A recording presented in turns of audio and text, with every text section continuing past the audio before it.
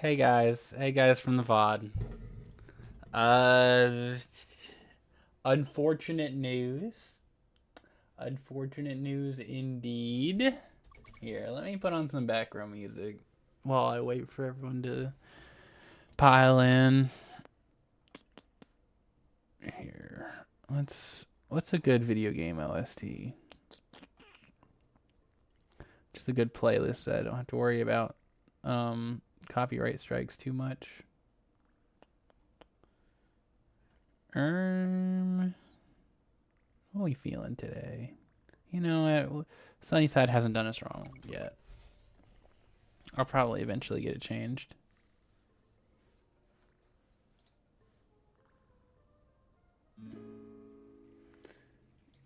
All right, hey guys. Splatoon instrumental OST. Let's see. Splatoon.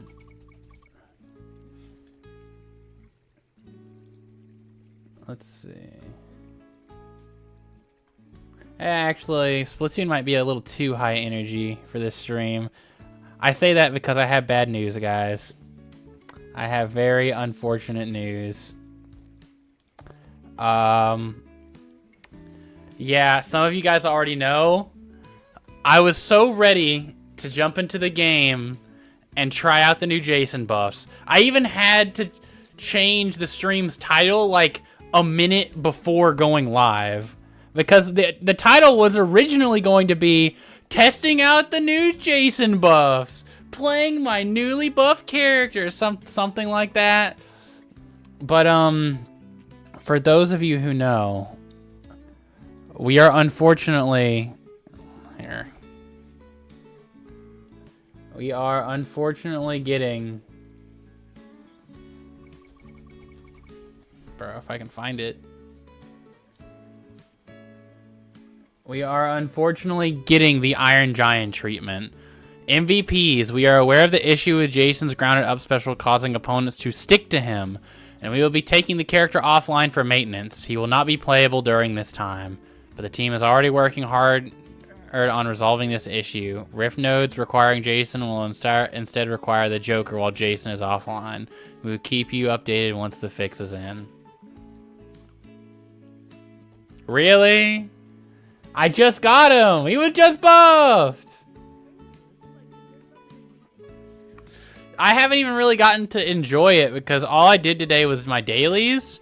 Now, granted, I have got to experience some of the characters' buffs. I do think Velma's gonna be quite good. In fact, we'll go over all of them in detail. Oh my God, Jazz literally just messaged me, "Get cooked."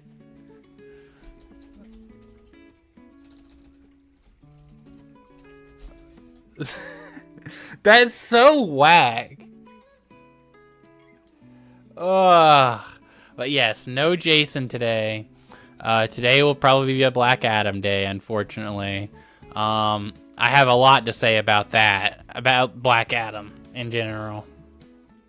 They did take him away the moment he was good. We're gonna talk a lot more about the exacts on what they added in Multiverses, but for those of you who are here who may not be able to stay the whole time,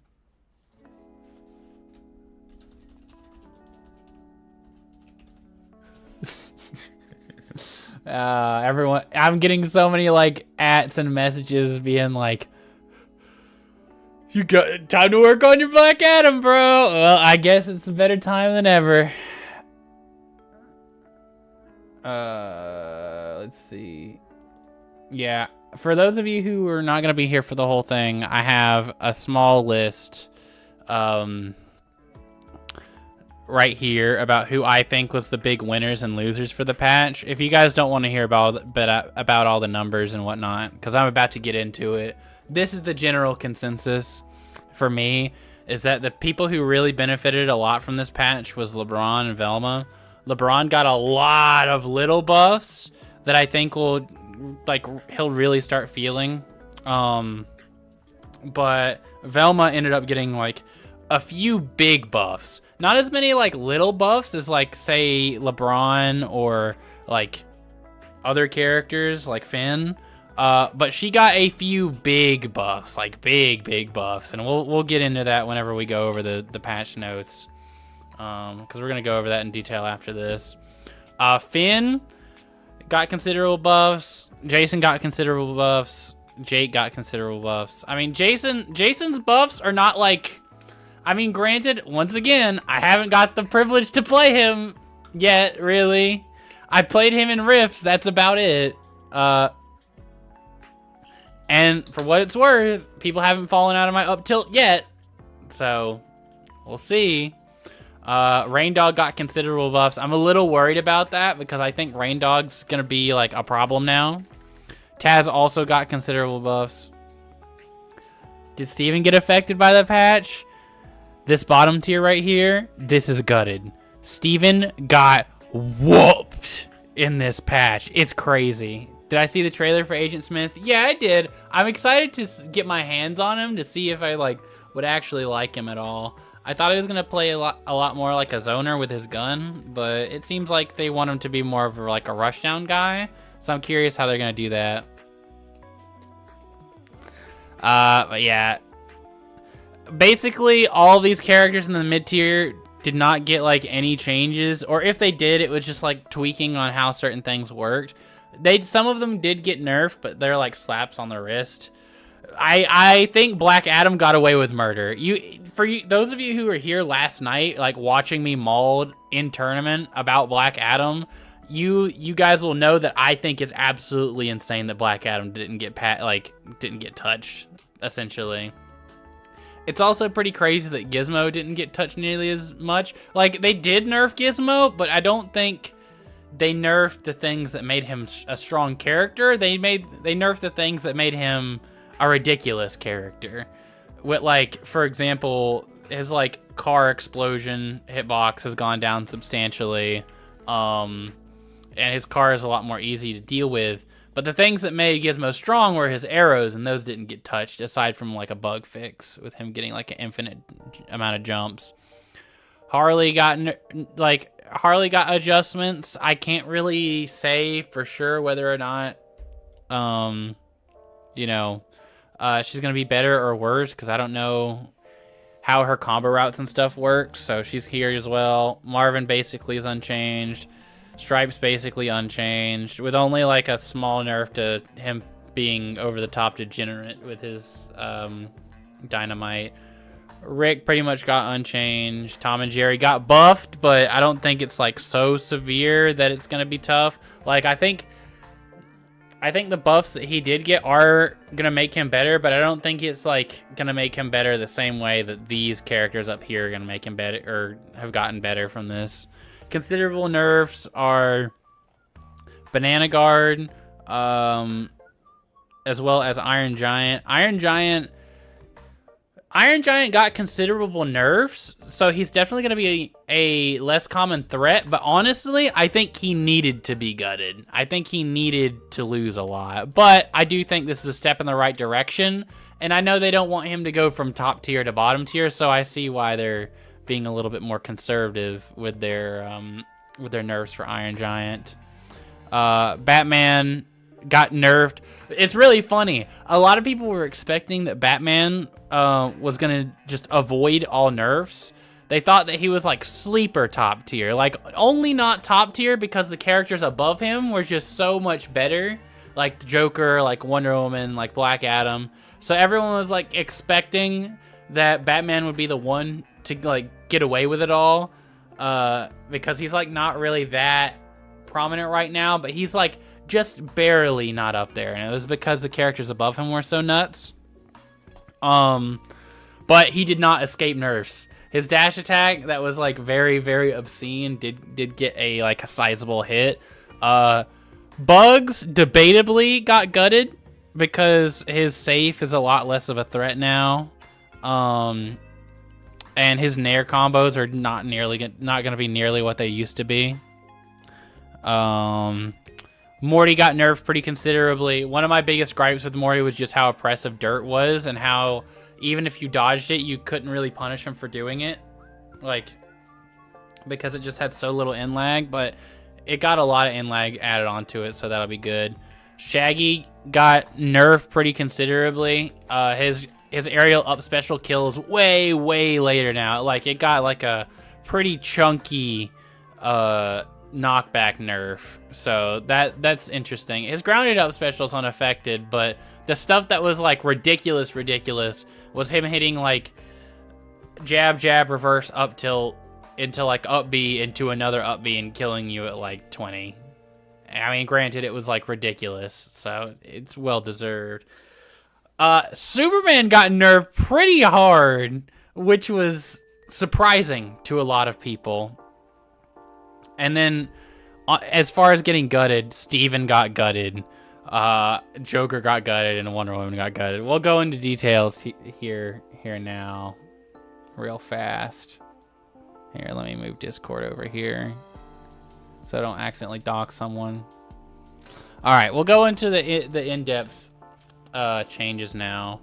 As far as like general game stuff, they did add a lot. They added the free-for-all game mode, which, you know, I'm sure a lot of people have been asking for. It's not really my cup of tea, but when you're a game that's free to play, and a big part of being free to play is being able to appeal to everyone, like a big casual crowd, I would say, you want to make sure that you can appeal to the most amount of people possible. Something like free to play is like pretty, or something like free for all is pretty important for people who don't really want to think too much. They just want to like boot up the game, have a good time, and just, you know, chill out.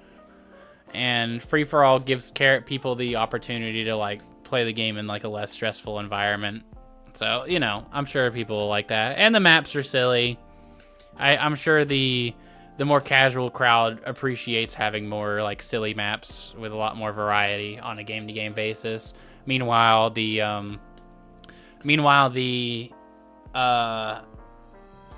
hardcore crowd does not want that like level of variance in their stages. So, you know, it's nice. We also don't have to deal with the court anymore because that's in the free-for-all now. So, clutch. We have the other court, but that one's not nearly as bad. Spectator mode is now available, and you can have up to 4 spectators at a time, which is huge, because that essentially will allow online tournaments to be more prevalent. They'll be able to stream it more. VODs will be more accessible. Right now, if you try going to, let's see, MVS tournament singles, just for example, because there's the most singles tournaments, you'll see that like, oh, okay. Well, this one was actually interesting. All right, before the other day, there was not all these from Into the Multiverses. There was not all these VODs.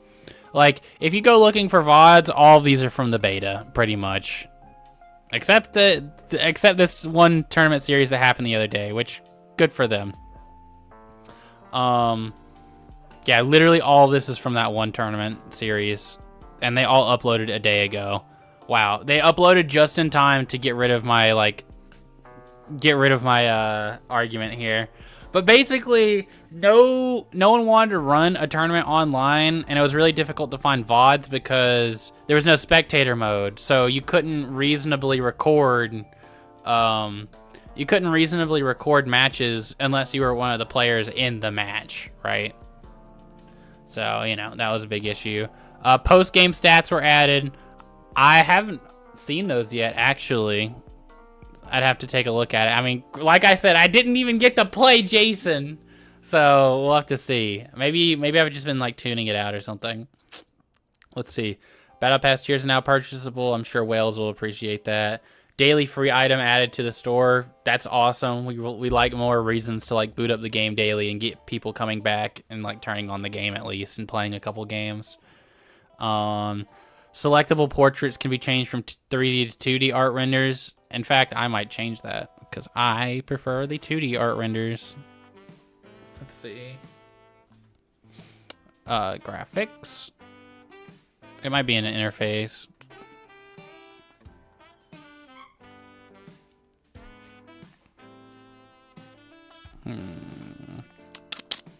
Well, where is it? Is it under graphics?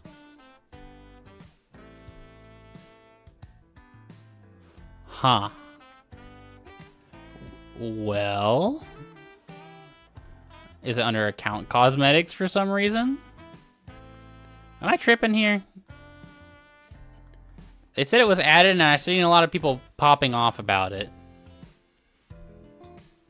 Am I just blind? I might just be blind.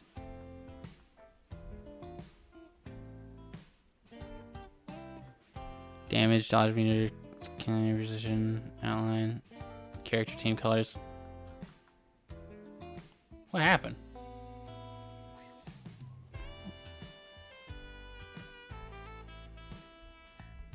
Weird. I don't know. All right.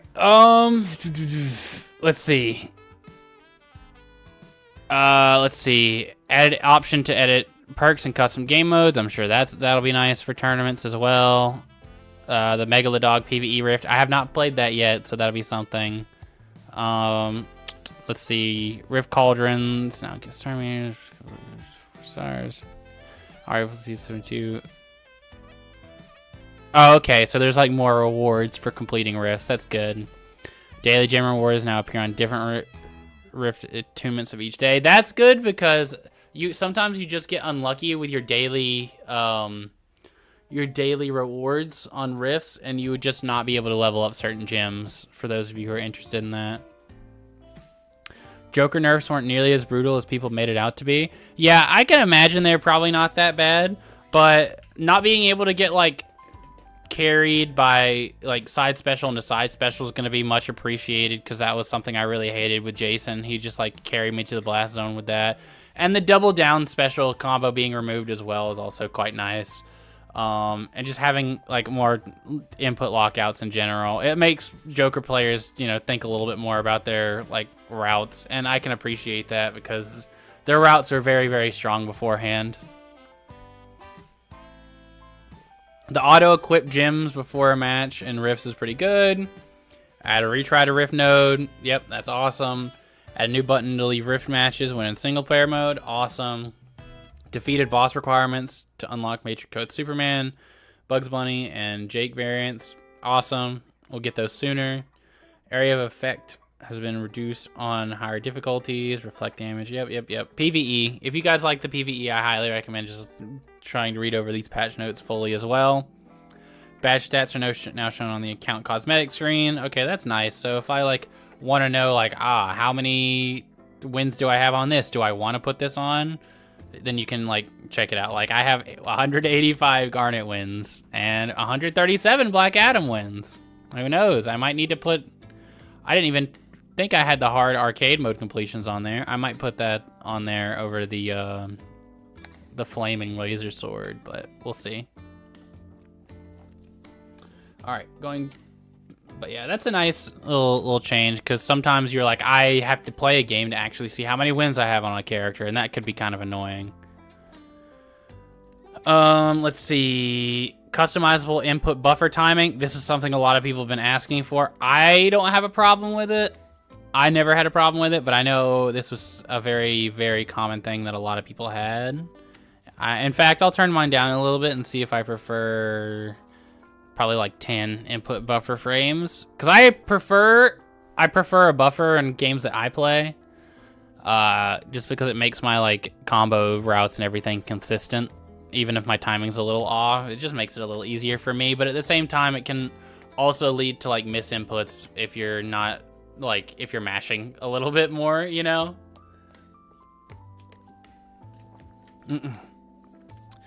Swap side and neutral attack inputs for ground and air. Now, I preferred this beforehand because I would jab just by pressing like the A button normally, like I wouldn't smash. But ever since that wasn't an option, I had to get used to the side attack being jab. So, like, I've gotten used to it now. It felt a little weird at first, but now I've gotten used to it, so I'm probably not even going to use this feature. But I know it'll be nice for a lot of people. You missed this patch notes. What'd they do to Steven? I'm getting there, dude. I'm sorry in advance. I'll get to the character changes soon. I'm hoping by the time I'm done with these patch notes, they're like, guys, Jason's back. Probably not, though, unfortunately.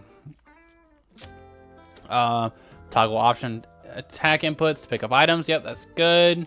Fast fall method introduced. Basically, all the stuff that we had in the beta is back in here. And a new customizable neutral dodge binding. In fact, I might go ahead and add that because I have a button I don't use. And I want to be able to DI while being able to neutral dodge. So I'm probably going to put that on my control set. Hey, Saints. We're just going over the patch notes right now. I have a little cheat sheet as well. Yeah, I'm sorry. Steven's been hurt quite hard, man. He's been hit pretty hard. Jake got buffed, though. He did get buffed. All right. Upon hit stun ending, the fighters now incur a 6-frame lockout from the neutral dodge action. It'll make parry. All right. So this is actually a pretty big one. When you get hit, you can't just mash parry now. When you mash parry, or, I mean, if you try to parry out of hit stun, nothing will come out for 6 frames. They did this so you wouldn't just mash parry and hit stun and then reverse those situations without really thinking about it. But at the same time, it can, like, make it pretty difficult to parry stuff out of hit stun. Like, a lot more combos are going to become true because they don't have to worry about parry. It's not affected for dodges, but if you have a character who's particularly good at catching dodges, for example, Finn, whose up special is a multi-hit that can still catch dodges if you dodge into him, characters like Finn are going to be substantially buffed. Characters like Black Adam are going to be substantially buffed by this change because you can no longer just try to fish for parries in their strings the same way you'd be able to before. It's something that, like, you have to recognize after you've gotten a hit, that they're going to try to hit you again. But if you try to mash parry out of a combo, you're just not going to be able to do that, unfortunately. I did find a glitch with Jake whenever I played him in the newest Rift. I used Bite, and when I did, I grew. I'm not sure if that's supposed to happen. Yeah, that doesn't sound like it's supposed to happen. Let's see. Excessively long combo strings will now apply vacuum decay and a hit stun decay penalty. This should allow players to escape. All right, so basically, you know how when Superman's like doing his rapid jab on you, the you like kind of get pulled into it. Even if you're DIing out, you get pulled into the move to like make sure the move gets like hits more successfully. Basically, what happens now is the longer you're in a combo, the more hits you get hit by in like true hit stun, the less it'll be able to vacuum you in. So if you're getting like juggled back and forth by double Superman jab, you should be able to like DI out and get out now. So for the like this change right here sounds scary, but in most instances it should not be impactful. It should be impactful in very degenerate strings like the double Superman jab thing. Let's see. Attacks that incapacitate fighters now apply a temporary incapacitate resistance buff to the incapacitated fighter. This will make subsequent incapacitate attacks have a much shorter duration, and this should allow for players to more easily escape previously incapacitable infinite incapacitate combos. Oh my god. Such as alternating Jake Bite Spit. Jake Bite / Spit. Affected attacks will be noted in individual character patch notes. Okay. So basically you're not going to get Jake like bite looped anymore the same way you used to. That's what I was afraid of. Finns are going to be eating this patch. Yeah. They not only got like direct buffs, but this right here is like a super indirect buff that helps Finn out a ton. Like a ton. Let's see. Side attack combo input buffers have been standard for all fighters. It should be easier to buffer a different attack during a jab combo without accidentally inputting a further attacks in the jab combo. Okay, that's good. Bug fixes. Projectile shields now break. For the protective momentum perk, they now break after blocking one normal or heavy projectile. That's pretty big because I would use that to answer Gizmo arrows and Tom and Jerry tennis balls. So I would be able to get in on them easier just by using this perk and basically being able to ignore all projectiles while I'm in it. But unfortunately, now it'll only block one. So while stuff like Gizmo arrows might still be affected, something like Tom and Jerry tennis balls, or if he has more than one tennis ball out, he is going to be able to just kind of run, like, hit you regardless. So that's going to be tough to deal with. Let's see. Some blast zone changes. Basically, Cromulon's got bigger, so you should die less early on both variants. Dexter's Lab scroll speed was reduced. Throne Room's upper blast zone got increased, so you should die off the top less, at ridiculous percents. Townsville, Mojo Jojo is going to be less frequent, thank God, and the laser and bombs knockback have been substantially reduced, so that's good. Tree Fort you'll no longer be able to like glitch it out and stand on the bounce pads on the side. You'll just always bounce off of them. All right, is this live today? Yes, it's live right now. And guess what? If you weren't here before, guess who's not in the game right now? And I can't even test his buffs. Jason! He got removed from the game. Fun. So today's gonna be a Black Adam day, guys. All right.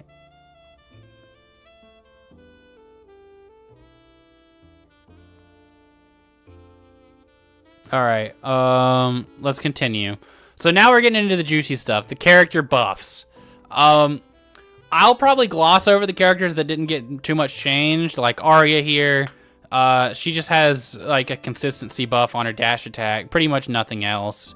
Bug fixes as well with her face steal. Banana Guard did get a substantial nerf. He got a buff on his air neutral attack that lets him like combo a little bit better. So that'll be interesting to see if they start using their air neutral attack more, because right now they don't really do it because they'd rather do air side attack. And to decentivize them from just spamming air side attack, they actually reduced the damage by 1 and made it so he has 4 more frames of whiff lag, which is not an insignificant amount. Air and ground neutral special. The strength buff is now consumed after he hits someone with a successful attack. That was one of the big complaints a lot of people had at the beginning with Banana Guard, that his like, he was able to just like carry people into the blast zone after buffing up with like fair and fair and fair, and they were all empowered and would kill you at like 0.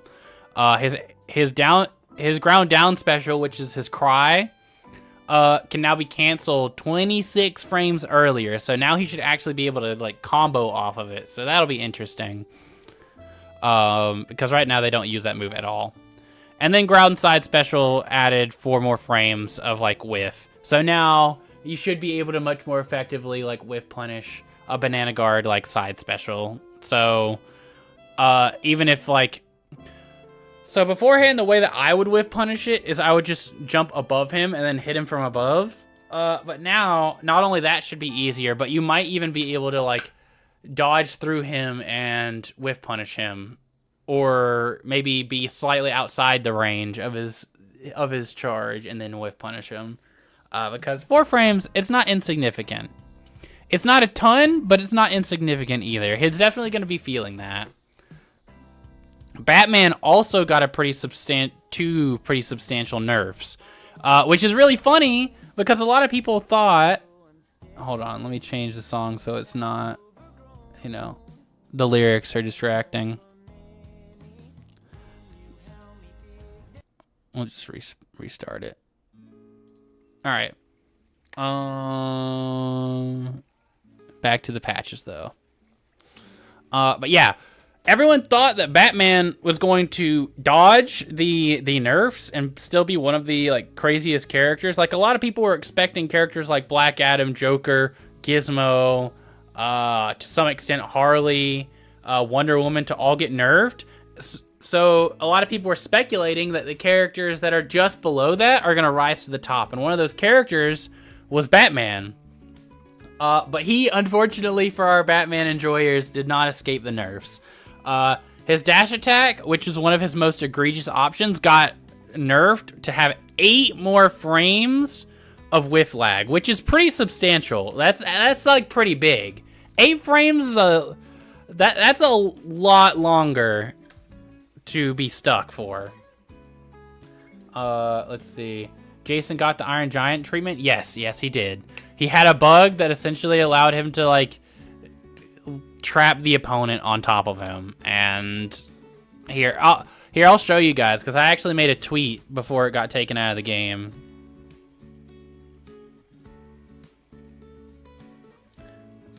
Dude, check it out. Jason's here to death. Yeah, this is what it looked like before it got taken out. He would just do that, and if he dodged during up special, he'd just have you attached to him. And because of that, he had to get taken out of the game until he gets fixed. So yeah, unfortunately, he is not in the game right now. So today is going to be a Black Adam day for practice. But yes, 8 frames is a lot of in-lag, a lot of extra in-lag to get. So he's going to be dash attacking a lot less. His aerial down special also got a leg hurt box size increase, which means you should be able to like hit Batman when he's coming down with aerial down special a lot more. Like his like dive kick thing. Beforehand, it was like really annoying because even if you like thought you outranged him, more often than not you trade with it and he'd hit you anyways. And then he'd be able to get down for free, or sometimes he would just blow right through you. So him having this leg hurt box size increase is pretty big for him. Let's see.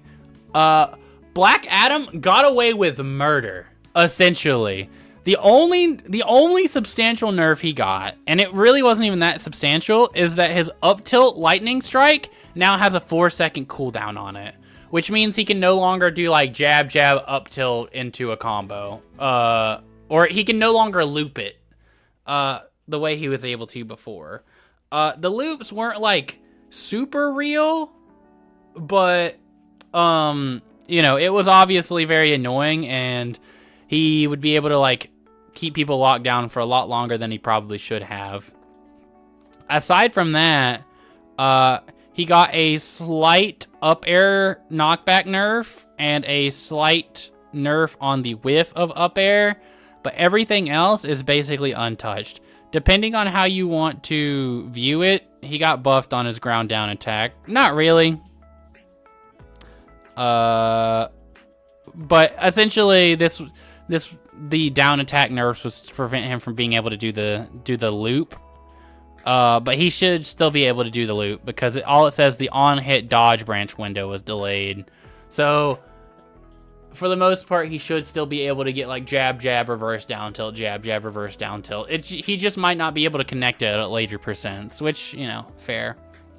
Like Black Adam did get nerfs, but they're like the biggest slap on, or the smallest slap on the wrist imaginable. This guy essentially got away with murder.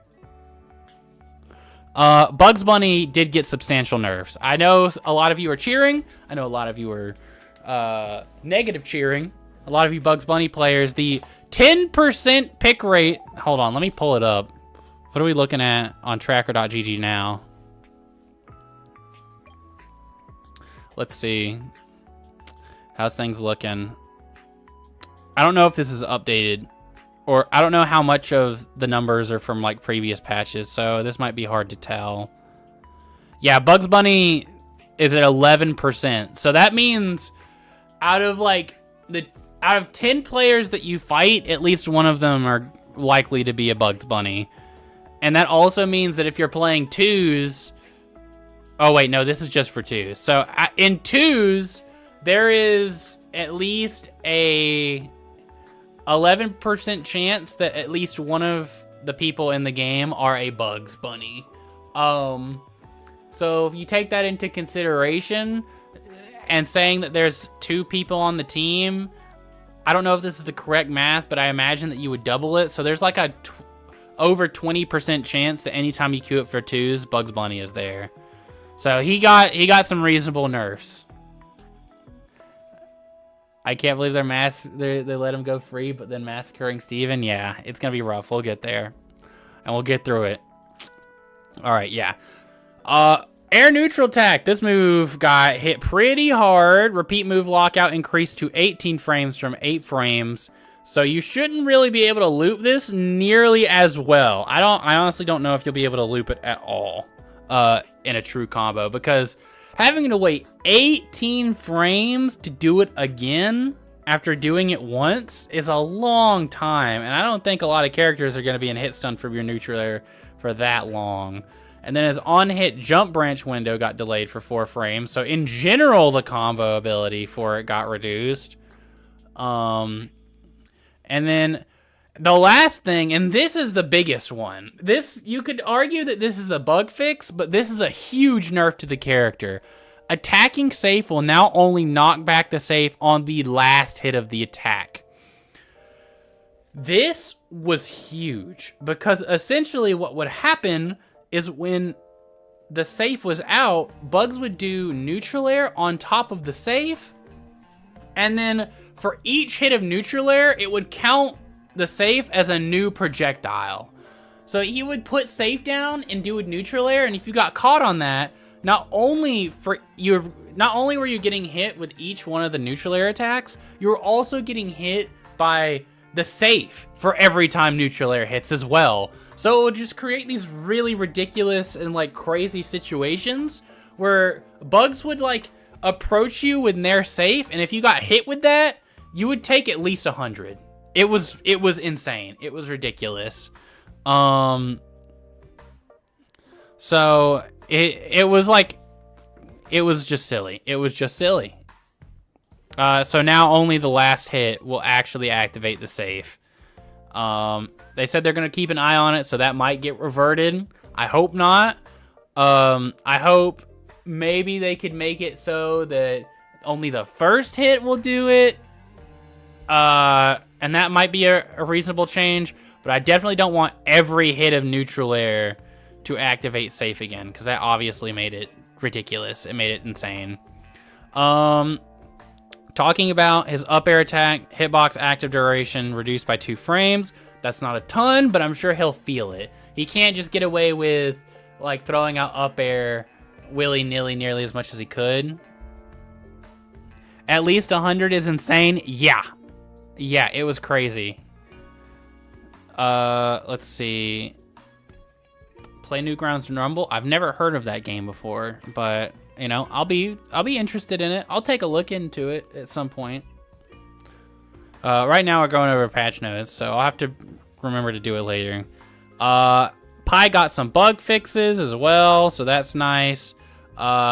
He did get his down air buffed in the sense that he doesn't stop nearly as fast. Here, let me see. Here, I actually need to see how crazy this is, because this could change some things for Bugs if this is like a lot better. They didn't really give like the full details on it. He keeps like some aerial momentum, but you guys can still see that he stops pretty dead in his tracks after using down air. So it's not that big of a buff, but he can indeed follow people with down air more effectively, slightly. So I'm not too worried about it. And here's the other gut. Enemy attacks will only do 1 damage to the safe. That sounds crazy, but you guys have to, stay with me. But armor breaks hits will immediately destroy the safe. So if you guys ever wondered why I was able to like immediately break safe with Jason up tilt. That's why, because Jason up tilt breaks armor. So I should still be able to like break safe with like Jason down tilt or Steven down tilt or Black Adam clap, Wonder Woman nair. All of these will immediately destroy safe. So there's gonna, you know, that's nice. However, the safe health was reduced from 16 to 3. So that means that it will always require at least 1 hit or at least 3 hits to break safe. And if your character has a lot of multi-hits, like say for example, Eurobugs, right? And you're fighting a bugs. If you run in with Nair, that will pretty much immediately destroy safe. So, and like Shaggy Nair, it'll give more people options to deal with safe. But also give it a little bit more girth so that you can't just like break it in 1 hit unless it's like an armor breaking move. So interesting changes for sure. I definitely would still I don't know if I'd consider this a nerf or a buff, honestly. It's definitely a change for sure. His neutral special when it's on cooldown, which is like, if you guys played the beta, I don't know if you guys know, but when his safe is like on cooldown, he has access to this move and this move, which, you know, isn't too crazy, but you know, it's like a spike and it ground bounces. So who knows? Maybe they'll do something crazy. Maybe you can do stuff like aerial neutral special into Nair.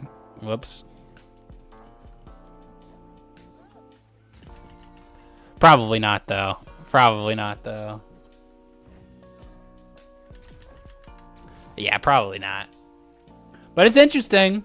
It's interesting they buffed that move, for sure.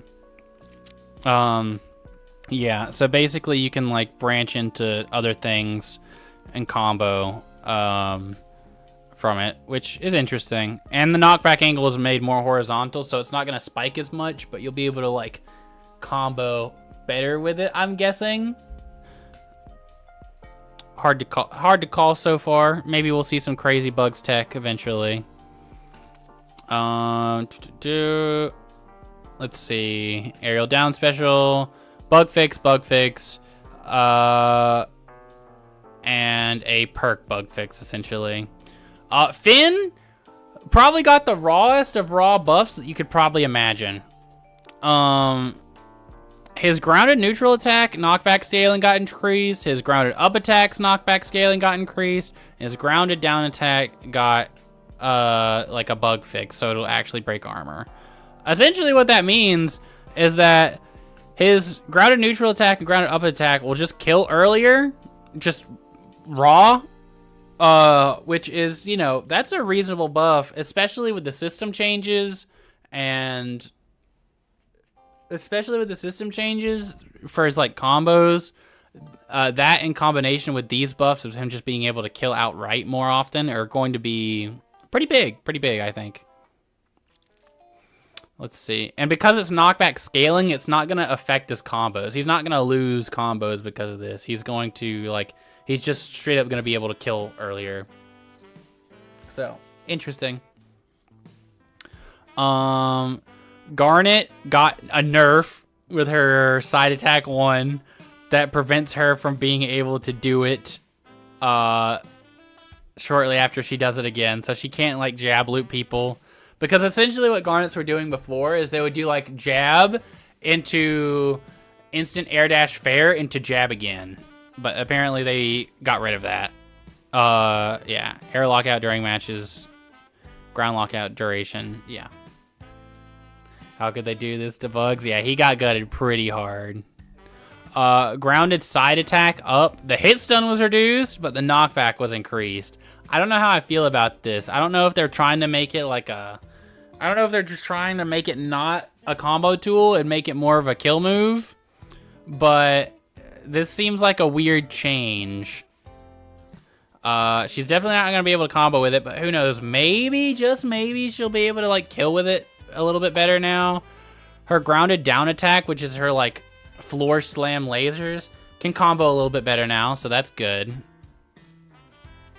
Her Her star... Placing the star will automatically adjust its position to prevent Garnet from ringing herself out on Star Dash. So Garnet's no longer going to be able to ring her star out. Garnet's basically never going to be able to put her star outside the blast zone anymore. However, just to double down on that, they brought her gauntlet marking perk back, but they made it so that if the gauntlets go outside the blast zone, they will be they'll be destroyed and won't leave them like a star. So that's a good perk. That's a good change. We'll no longer have the garnet cheese that I was doing in the Top Dog event.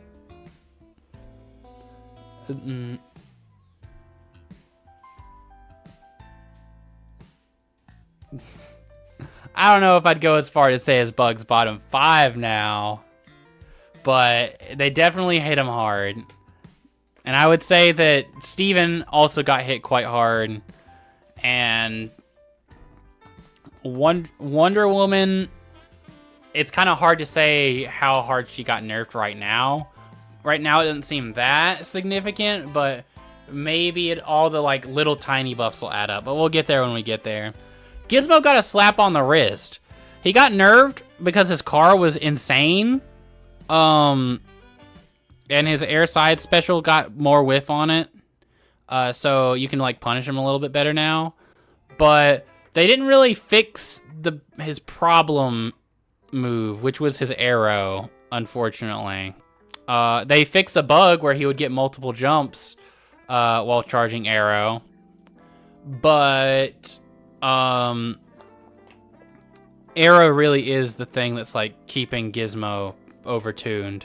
So it's kind of strange to see that they nerf all these other things so much, but don't really want to address arrow. I'm guessing they want that to keep like a big strength of his, so they're just trying to nerf around it and let him still be like powerful. But as long as this move's powerful, unless the rest of his kit is like really, really lackluster, Gizmo's arrow is just gonna be so dominant. That was a legendary stream. True.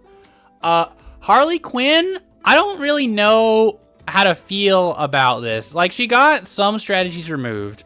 Like, for example, her Bat Bomb, she can no longer hold it indefinitely.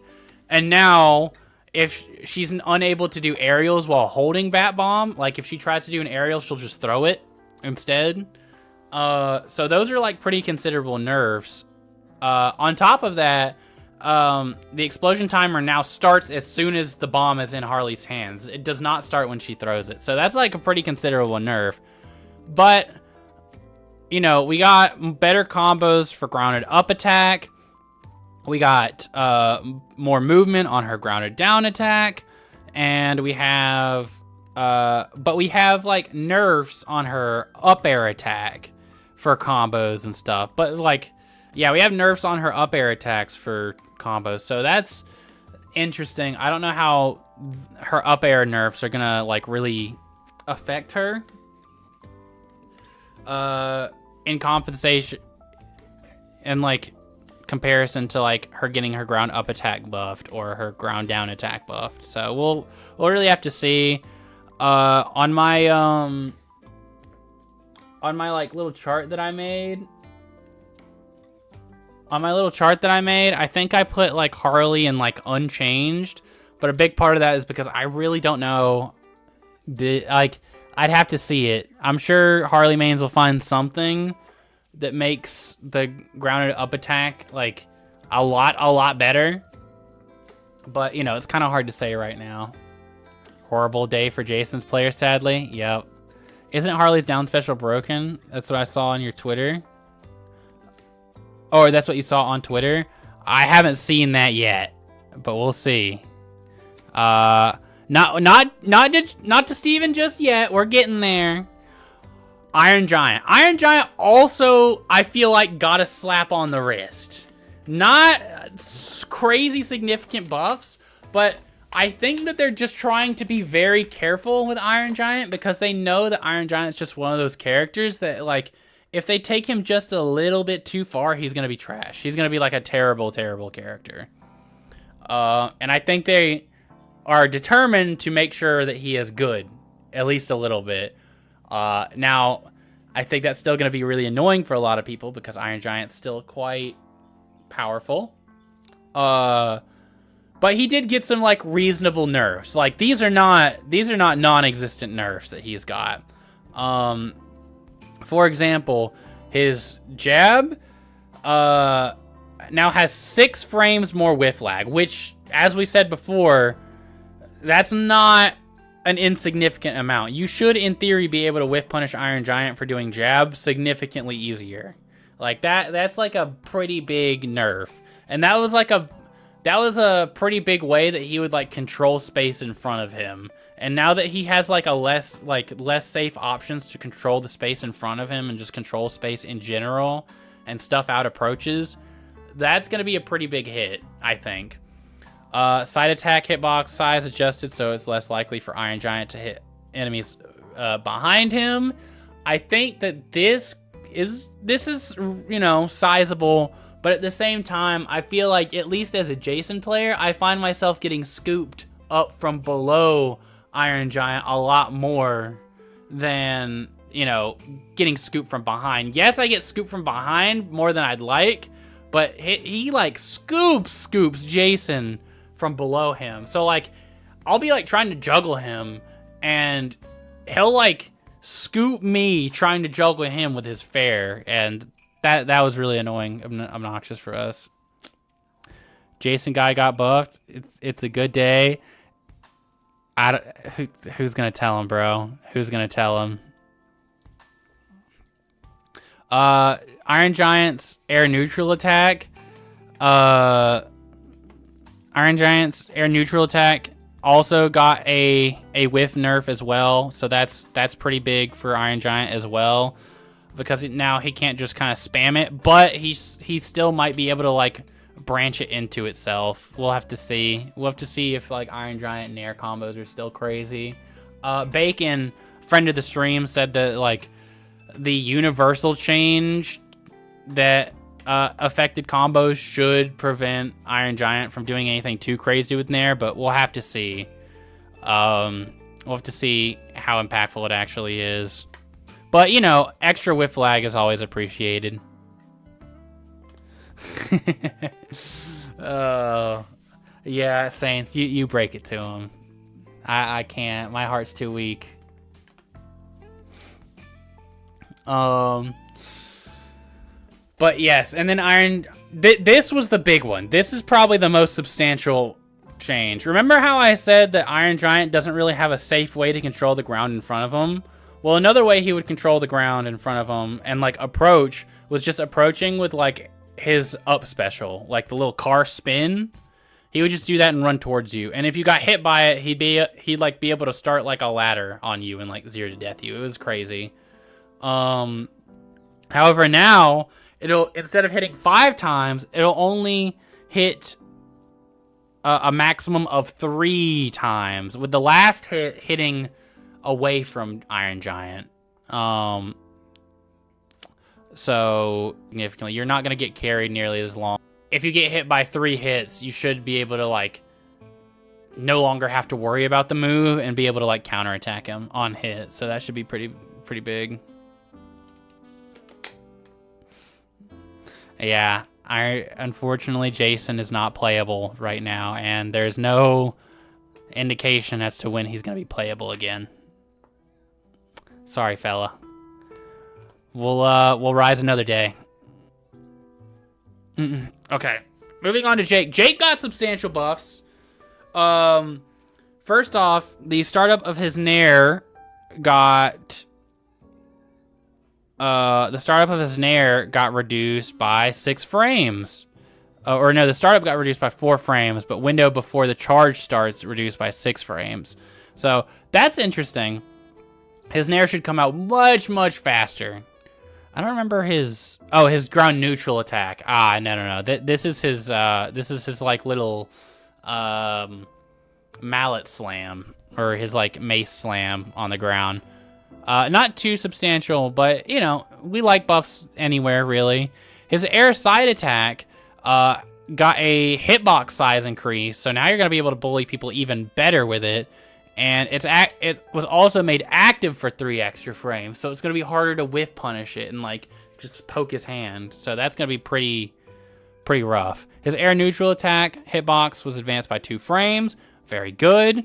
His air down attack has more aerial momentum on the attack startup, meaning that he's going to be able to just fly across the screen. Hold on, let me see if I can show you guys. He can do like, whoops, not that. Oh my god. Yeah, he's going to be able to fly across the screen with down air now and like start down air combos. And then like, whoops, something like, oh my god. It's kind of unwieldy now.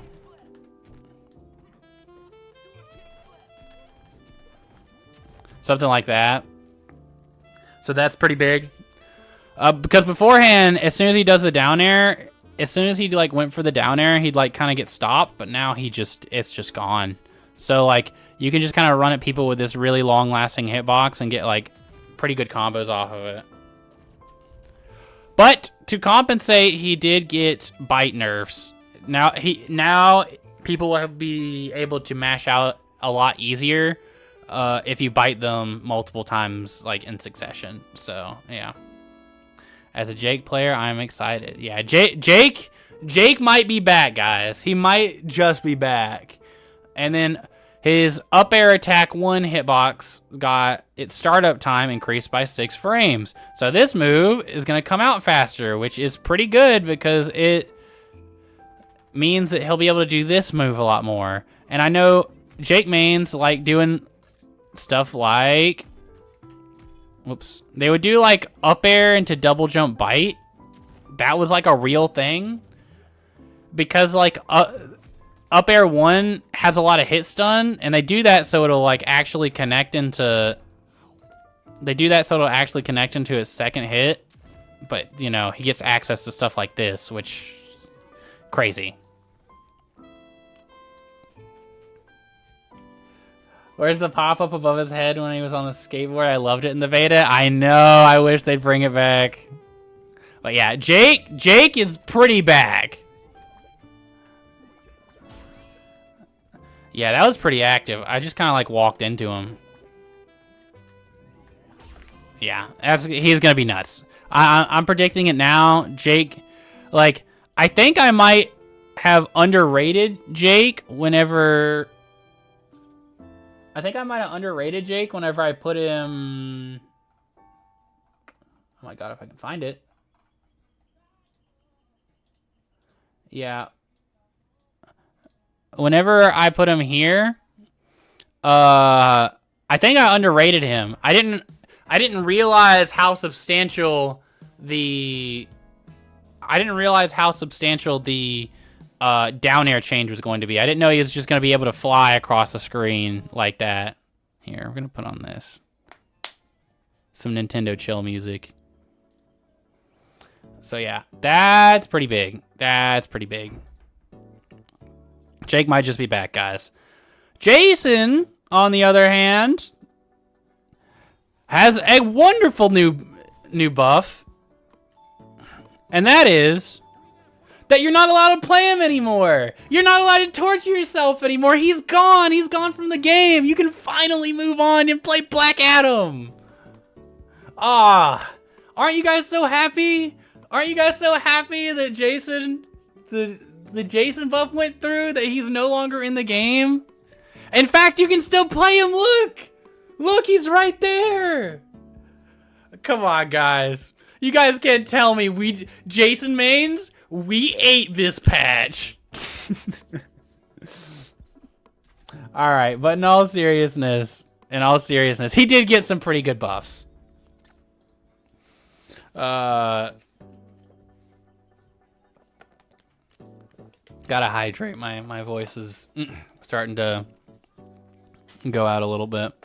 All right, but yeah, he got some pretty good buffs. Now, granted, I was not personally able to feel out just how impactful these would be, But really, the only one that matters is this one right here, General. Machete hitboxes on several attacks, now match better with the visuals. This is huge, because this means he has an actual disjoint on his jab. And his jab also got a buff. It's a very, very small and possibly insignificant buff, where his jab comes out 1 frame faster. But 1 frame faster on a jab is actually quite good, because it's already his fastest move, meaning they've made his like fastest move come out even faster, so he'll just win scramble situations more often, which is pretty big. Yeah, I was crying inside during that bit. You're right. Yeah, Jason got buffed up, guys. What do you mean? He hit the gym. I mean, he kind of was at the gym already, but you know, he slimmed down. All right, let's go back. His ground neutral attack, the hitbox startup frame advanced by 2 frames. I don't think this is a super big deal, if I'm being honest. It was kind of a move that you didn't really like, I don't know, you weren't exactly using it in scramble situations, so it being like having 2 frames faster of startup isn't really going to make it something that you want to use in scramble situations. But, you know, we'll take buffs where we can get it. His grounded... This is also a big buff. Grounded up attack fixed an issue where the first hit would not properly vacuum into the second hit under certain circumstances. Now, I'm going to be very skeptical with this note, right? Now, I only played Rifts and a little bit of training mode, and I could not get the grounded up attack to not work. But if this is consistently true, and his grounded up attack will always scoop now, that's big. That's really, really big for Jason. I'm still a little skeptical because there are some instances where the vacuum effect straight up wouldn't even pull people in at all. Specifically, if you like tried to up attack someone who was like on a platform above you, it wouldn't like vacuum them at all. They'd just stay in place. So I still feel like there's probably going to be some circumstances where his up attack is just not going to hit people. But yeah, we'll see. Air neutral attack, the startup window reduced by 3 frames, and the on whiff branch delayed by 5 frames. So Nair is going to be more punishable, but it also comes out faster. At first, I thought this was a pseudo nerf, because the main way that I like to use Nair, and the way that I said you should use Nair in my neutral guide that I honestly may need to like re-record, is that Nair was slow, but that's good because it was very active and it was good at catching dodges because of that.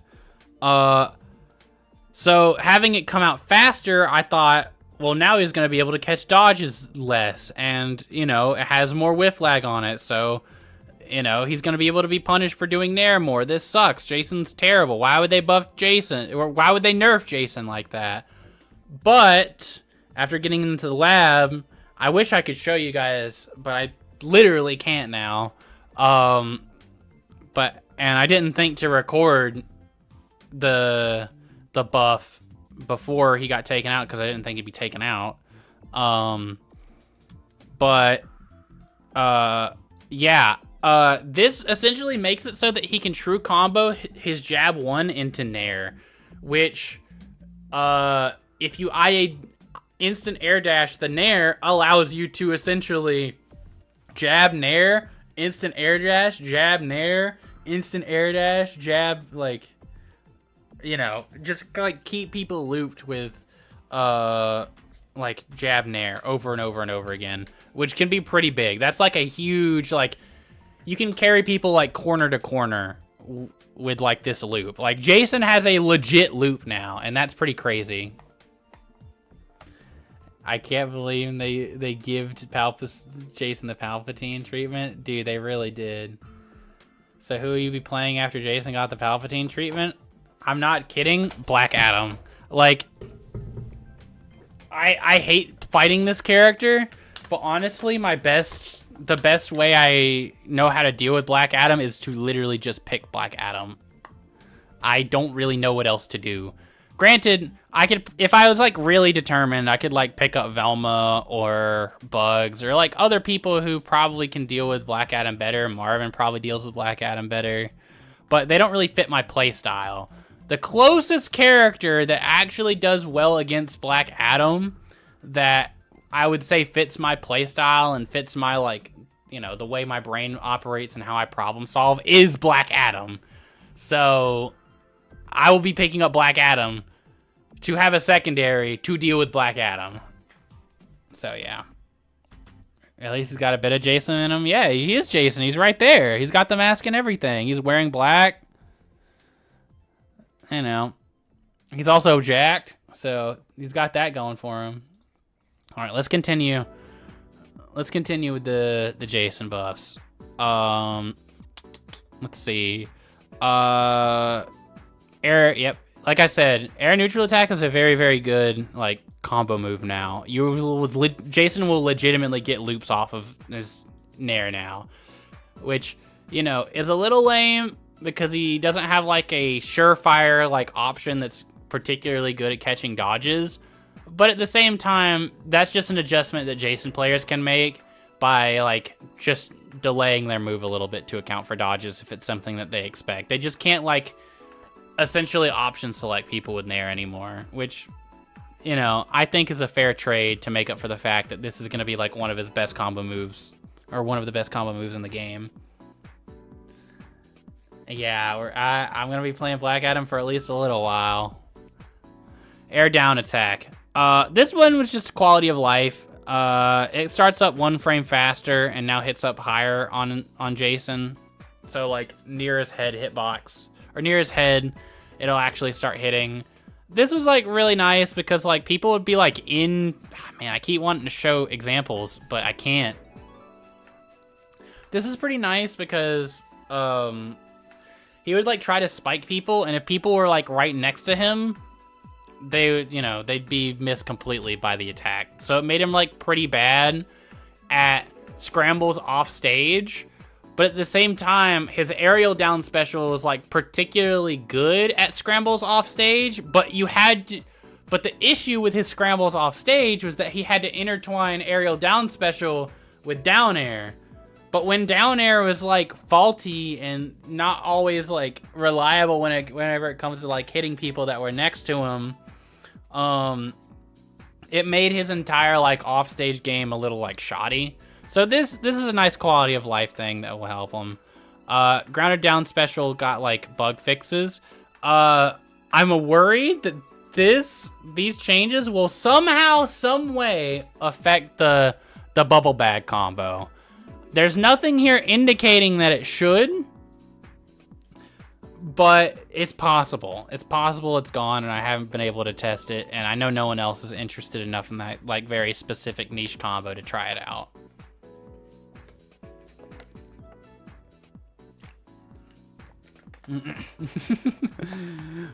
Can't wait for Jason to come back so I can make more somehow Jason return jokes. True. Oh my god, he always comes back. It's not the first time he's been resurrected. This just confirms that Jason is just as broken as Giant. At least Jason has an excuse that he was like one of the last characters that like came out and one of the last characters in development. I'm pretty sure it was implied that Jason was like the last character in development even after the Joker. So at least it's like you can argue that like Jason just didn't have enough time in the oven. Iron Giant has no excuse to be how he was. But yeah. LeBron fucking 8. I'm not gonna go over every little one of these, but just know he got a lot of little buffs, like startup buffs, combo buffs. Now he can't loop you with Nair anymore, so that's, you know, I guess that's a little annoying for a lot of people. Oh, where is that? Yeah, repeated move lockout increased to 15 frames, so he's not gonna be able to like Nair you back and forth multiple times. He'll have to do a different move. and like change up his combo game a little bit. So that was like a decently sizable nerf. But to compensate, he got like so many combo buffs and so many like speed buffs and so many like, there might even be some knockback ones. Yeah, ground down attack kills earlier. Yeah, ground neutral attack. I don't even remember what this one was. What was his ground neutral attack? I don't play a lot of LeBron, as you can probably tell. Whoops. No, not 1v1. I'm not 1v1ing someone with LeBron.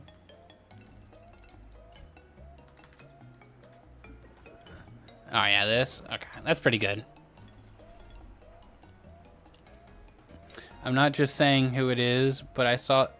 I'm not saying who it is, but I was just scrolling through Twitter, and I got leaked a character that's in Season 2, so that sucks. Yeah, I also think I've seen those leaks. I'm excited. Jazz is very excited.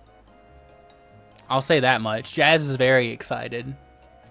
But, you know, we'll see. Oh, actually, there was 2 characters that got leaked for Season 2, like, guaranteed. The one that's coming out first, Jazz will probably be a really big fan of. And I'm at least interested in the other one that comes out. I'm not going to say that on stream, because, you know, I want to make sure that I'm still qualified for the affiliate thing. If Player First ever acknowledges me, have you seen the other affiliates? I have no idea who they are, and I'm in the Multiverses community. I've talked to the pros. I've reached out to people.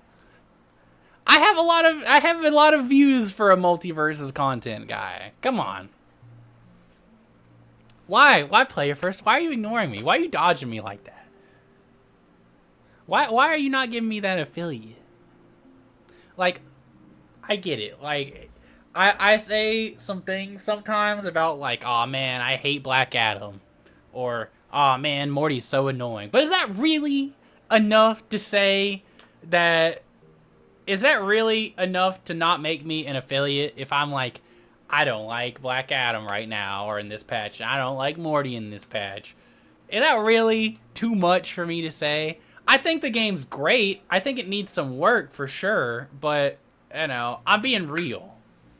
And everyone knows I'm being real. And that's why whenever I say stuff like, hey guys, I think this is really cool, or I make a video about, I really like this mechanic. Right now, I'm working on a video about cooldowns in Multiverses. Like, and how I think they're so cool. That's how you know whenever I say stuff like that, I'm not just shilling. Because I'll say something's ass if something in the game is ass. And I think the team's doing a really, really good job to improve the game. I think that things are only going to get better and better from here. But if the only thing making it so that I can't be what's it called? A Multiverses ambassador is the fact that sometimes I'm like, guys, Steven might have a problem. Then, you know. You know. It's something. Alright.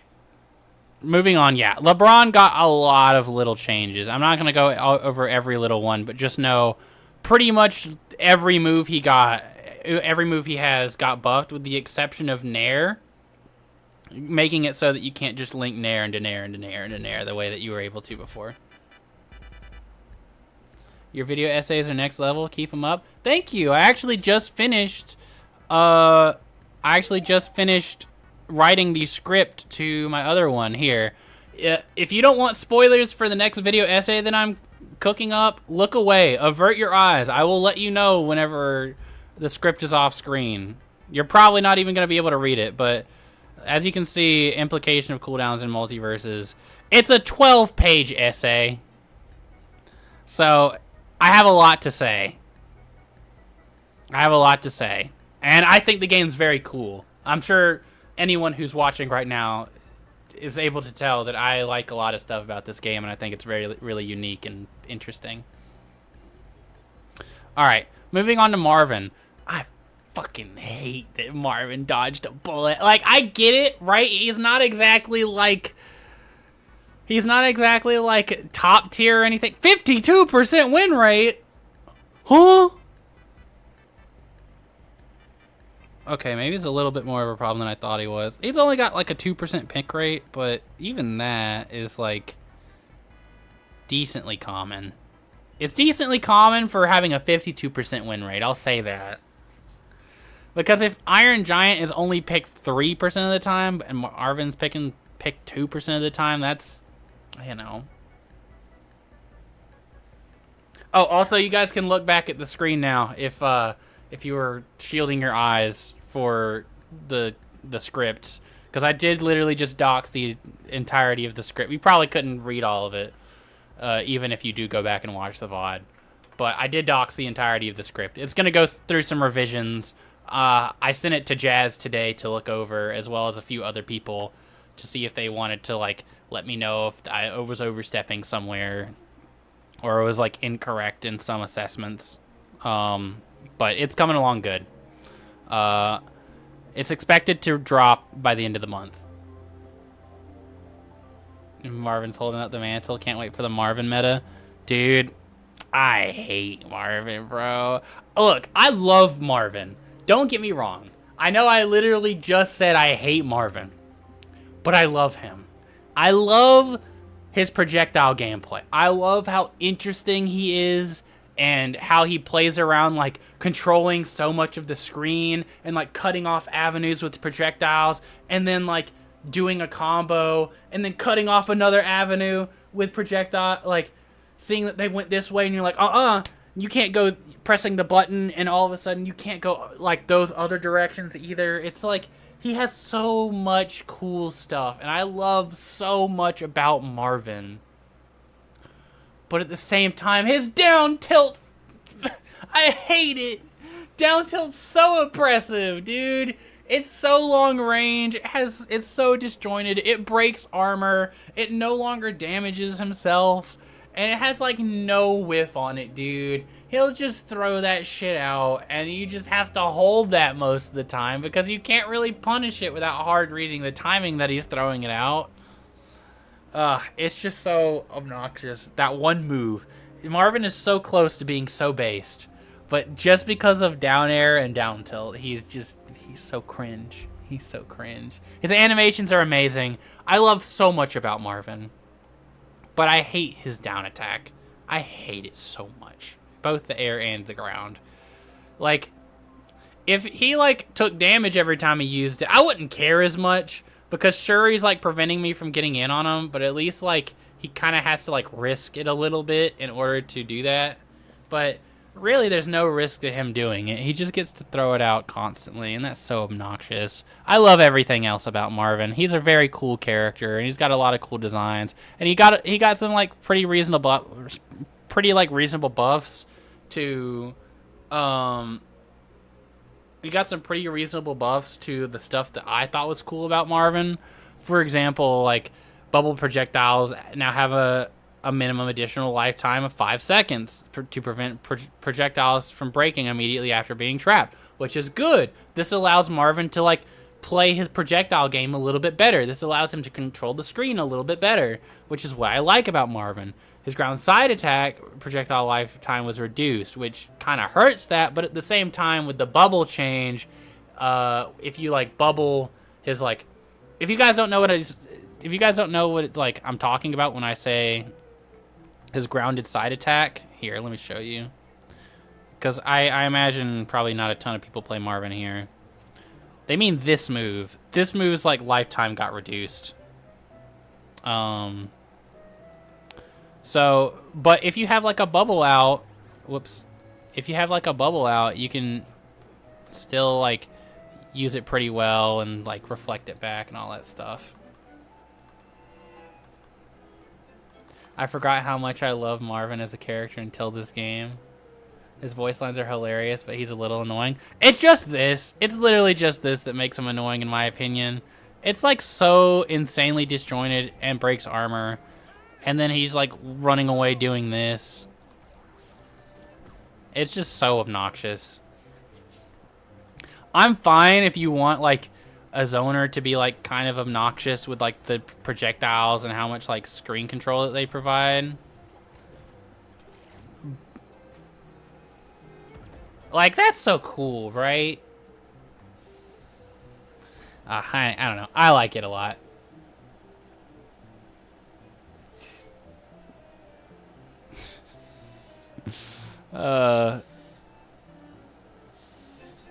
Hey, no spoilers, no spoilers.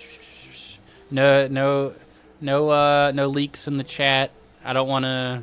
If Player First is watching this, I know they definitely would not want me to talk about the leaks. If Player First is considering me as an ambassador, I think me talking about leaks would like... I would no longer be able to be an ambassador.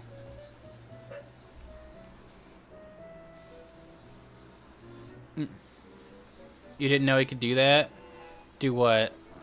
This like projectile, and you can like reverse it too, and like bubble it again, and then reverse it again, and do that. He's got so much cool stuff. And then his rocket is like this like high damage projectile, and his juggles are so cool. Marvin's so cool, dude, but this is so lame. And this is what they all default to doing. They'll just keep doing it too because it's so long lasting. And you have to like hard call out the time that he wants to do it in order to actually punish it. It's so obnoxious. But everything else about him's so cool. I love Marvin. Let's see. Moving on to Morty. I'm gonna be real with you. Pretty much all of these don't matter, except the grounded side special ones, and actually, some of these matter.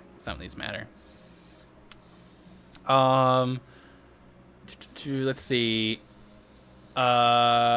His side air 2 will no longer hit behind him, so he can't just like run through you with side air anymore.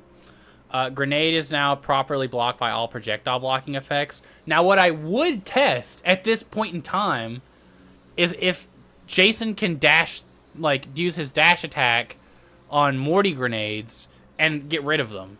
Because if that's the case, that's huge for the Jason-Morty matchup. But we'll have to see. I imagine this will be really, really good with the perk that gets, you know, allows you to block projectiles, so that'll be pretty big.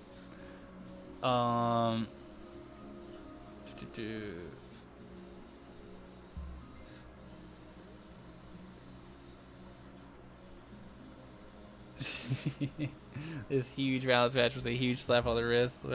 Literally, the only thing that changed was by plus or minus 2 frames. I think on Jason specifically, yes, it is.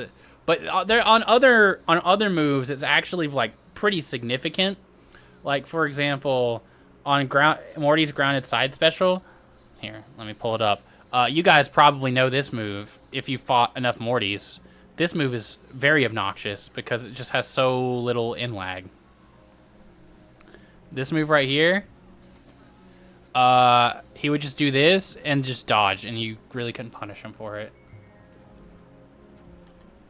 But now it has like 10 additional frames of in lag, so you should be able to reasonably punish it more. He did get like a kind of buff though. You can now like split it into 2 separate directions now, because beforehand it didn't used to do that. So that's like a pretty good buff for consistent, like for Morty. But I'm just glad they nerfed this move, because this move was so obnoxious. Honestly, the worst part about fighting Morty. Oh yeah. The more than just a hammer perk also got more whiff, and you can also you also can't move as horizontal with it anymore, so that's pretty big. Rain Dog got a good amount of like buffs as well. Basically, his projectile damage is increased whenever it's uncharged. The knockback is increased whenever it's uncharged, and the knockback scaling has increased whenever it's uncharged. This allows Rain Dog to play a lot more defensive and not have to worry about charging his projectiles nearly as much to keep people off of him. So he will handle scramble situations a lot better, and it's going to be a lot harder to get in on Rain Dog from like mid-range, because he's just going to be knocking you further and further back. His up special now allows him to fly more horizontally when he's thrown, and his air ground neutral special no longer damages invulnerable enemies, which basically means that if you dodge Rain Dog's tether, you will not get damaged by it anymore. Essentially what would happen before is that even if you were like dodging or you came off the respawn platform, you'd still have to like eat the tether damage. So that got changed. So that's like a nerf, but like I think that's a pretty reasonable one. Basically nothing changed with Rick. The only thing that got changed was his jab is 1 frame less active, which is pretty insignificant. I feel like Rain Dog is only underplayed because he's an OC. I agree, and I think the 55% win rate Rain Dogs, only like slightly below Iron Giant's win rate Rain Dogs, would agree with you. I think he's literally just underplayed because he's, you know, an original character. Shaggy got a decent amount of nerfs. His up special is the one that got the most significant ones. But Hangry Man also got nerfed. Essentially, air up special does a lot less knockback.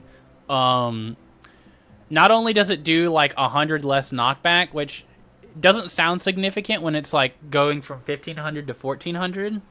The knockback was made more horizontal. So even though the knockback was only changed by 100, the fact that they made it more horizontal is going to make it kill much later, which, you know, is reasonable, because beforehand Shaggy's would legitimately hit you once and you'd be dead because he'd just like up special ladder you. They also reduced the damage from 10 to 9, so that's nice. That's nice as well. They also reduced his hit stun from his grounded up attack. So they phrased it as he will still get combos from his turnaround grounded up attack, but they won't be as like significant. Like you're not going to get like up special out of it. You're going to get stuff like up air or I don't know. I'd have to like really see. You're just not going to have as crazy options out of reverse like grounded up attack. And also the Hangry Man charge duration was nerfed. Like, I think it takes longer for him to get the charge off. I don't know how much longer, but beforehand it was ridiculous. If you didn't play Shaggy before, if you played Shaggy before, you guys know that Hangry Man was a little silly in how fast it charged. Here, yeah, these don't matter. Here, let's see. Whoops. That's still pretty fast, but I feel it's a little slower. I feel like if you're in position to hit Shaggy, yeah, that's actually quite a bit slower. Because beforehand, Shaggy, if he had his sandwich, he would legitimately just like charge in your face, and there was like a good chance that decently good chance that you would have to hold that. Like, you'd hit him, but he'd get his charge off. So, it's pretty crazy. Oh yeah, they added a new Rick perk. I'm not a Rick main. So I don't know how significant this will actually be. But basically, Rick's Meeseeks will do extra damage to fighters that are already in hit stun, which will make Meeseeks combos especially like deadly and like dangerous. So I'm kind of curious to see how that'll line up. Moving on. All right, guys. SSJDK, this is what you've been waiting for. We finally got a Steven Universe. Jazz is crying in the club right now. All right. First off, they fixed an issue. You guys might have noticed sometimes when people had the rose stacks on them, they would seemingly like, even without getting hit, they would like stack up the rose stacks. And me and Jazz were able to deduce even before this that it was dependent on enemy hitboxes hitting the opponent. So like if someone had a rose stack on them, if their ally was like attacking on top of them, they'd be able to like stack up the rose debuff. Now that actually kind of hurt Steven a little bit because in a lot of scramble situations where all of the team is attacking, someone would get like the Rose debuff, but then their teammate would like immediately like get them out of it. But with this, people should be like only. But with this, people only should be like bubbled if you're comboing them, and there's a lot less likely of a chance that when you're comboing them, their teammate is like there to unbubble them. So yeah, that was like a weird way people would like cleanse Steven bubble. Let's see, fix a issue where dodge attack momentum was not properly conserved on down attacks. That's interesting. I wonder. I haven't tested this, so this is gonna be new to me. How far can I move on down attacks now, or on charge attacks? I mean, that's okay. Not too significant. I mean, that's probably going to be pretty good for, like, jabbing from a distance. I'm guessing beforehand it was, like, even stubbier. Because he just wouldn't get the dodge momentum. Interesting.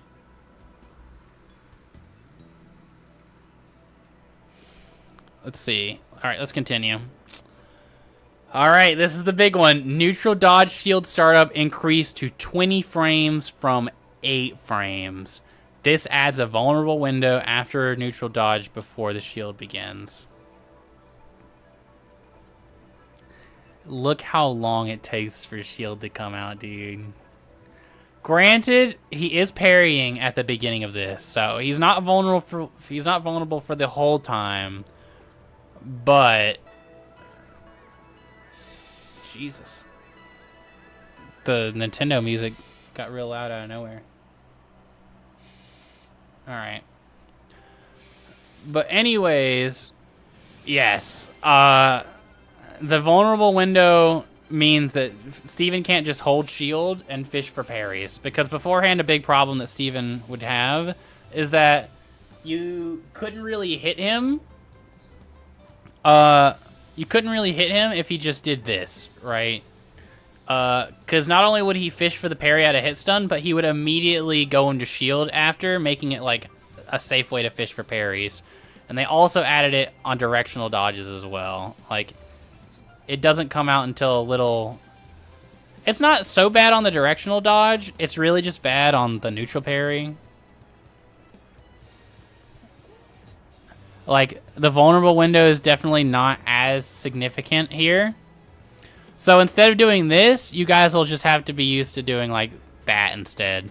Granted, something that some Steven mains may not know is that if you did this, you can't fast fall during it. Like, I'm tapping down here. So it made it pretty hard to like reversal situations. But if you did it from like a directional dodge, you could still fast fall. So that would like give Steven like a pretty like consistent way of landing. So that's nice. 20 frames is a little too much, is it not? It's alright. 20 frames is a lot, but that's also considering the fact that you're going through the entire parry during that 20 frames as well. I don't know how long parries are active in this game. We don't have frame data like that. Like, hold on, let me see if anyone made a Multiversus frame data website. I doubt it. They didn't have it in the beta, so I doubt they have it now. Yeah, 1 year ago. Unless Ultimate frame data. Yeah, no. Only Street Fighter and Smash Ultimate.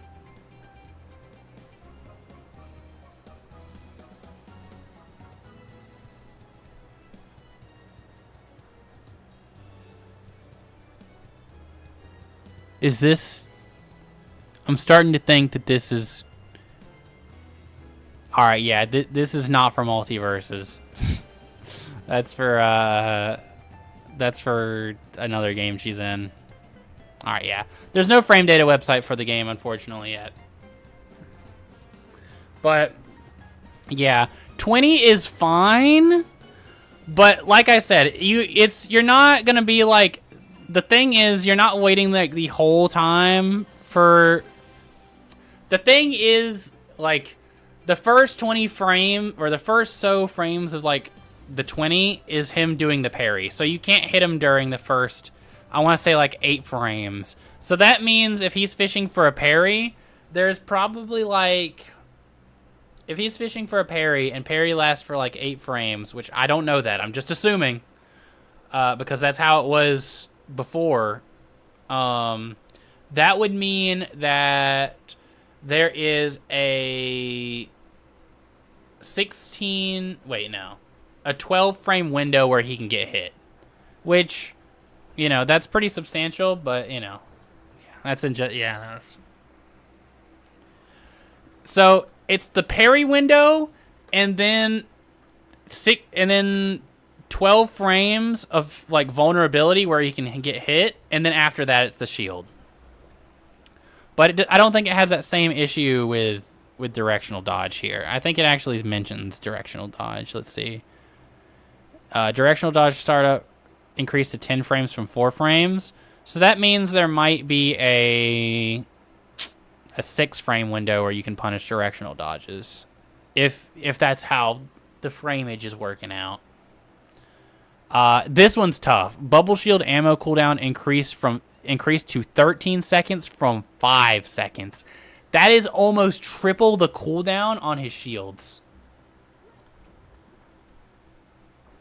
That's wild. Like, hold on. Let me get him to attack me, and I want you guys to see. I'm going to set a timer, actually. Timer clock, yes.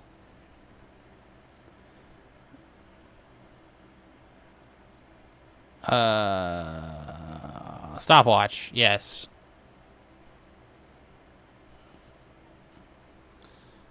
Alright. I have to be fast about this. Oops. Alright, yeah. Oops. Alright. I mean, I guess it's just supposed to be 15 seconds. I don't know why I'm doing a timer.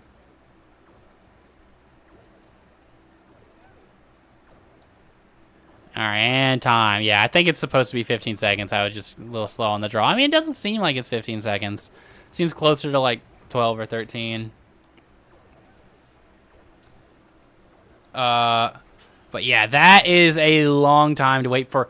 Mind you, when... Alright, here, we'll do a little test just to make sure that I'm not like spreading misinformation. We're gonna let all of his shield run out. When his cooldown goes up, like... When his shields go on cooldown, it's, if I remember correctly, it's not like he gets all 3 back at once. No, he gets them back one at a time. Yeah. So each one is 15 seconds. That means that he has to wait 45 seconds for all of his shield to come off cooldown. That is a long-ass time.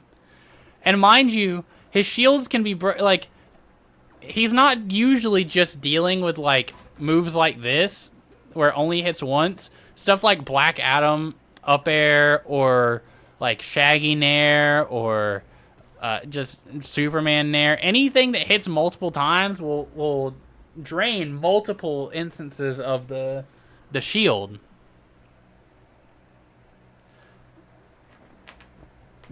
But yeah, so it's tough for Steven out here. His shield got gutted. After I get done with all the Steven notes, I'm gonna have a small tangent about Steven and the design decisions, so I'll get into that. Don't worry, SSJ. Let's see. Let's see. Grounded up attack, charge knockback multiplier reduced, hitbox size adjusted so it's less likely for Steven to hit enemies behind him. So basically, your fully charged up tilt is gonna kill. Not as late here. Let's see how not as late we're talking, because beforehand it did get ridiculous. It was like killing people at like 50. Let's see.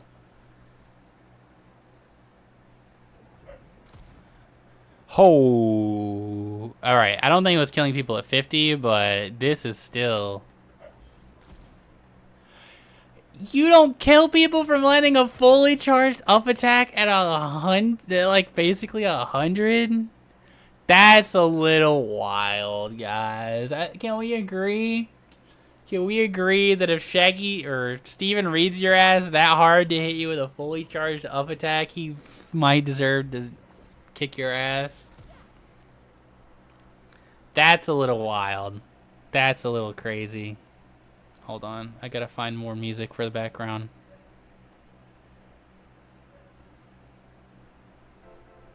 Whoops, not that. Spoilers again. Alright.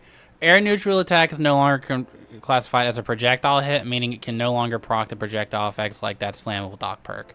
And the on-whiff branch window delayed by 8 frames. 8 frames is a lot. 8 frames is a lot. If you guys have not seen how laggy this move is now,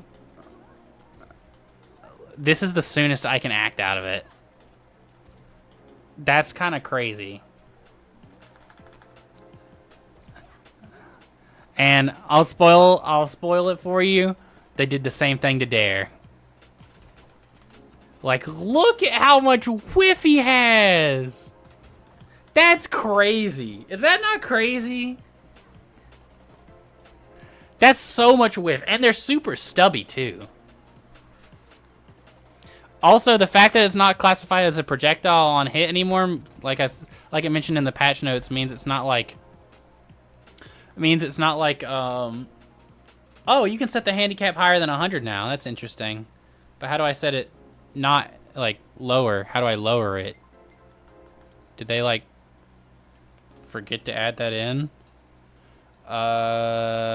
Okay, it just goes past 500. Interesting. I just have to press A lot if I put him too high. But yeah, beforehand, that's flammable dock would, like, rack up percent a lot, because this would count... This would count as a... Oh my god. This would count as a projectile hit. And he'd be able to, like, keep people, like, ignited the entire time. Just by doing, like, that, basically. So, his damage output got hurt substantially because of that. So, we'll see. We'll have to see how that goes. Let's see. What else?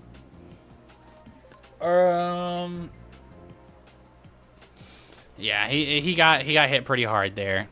Let's see. And now the repeat move lockout is increased by double. So basically this combo is super dead. You cannot do it again.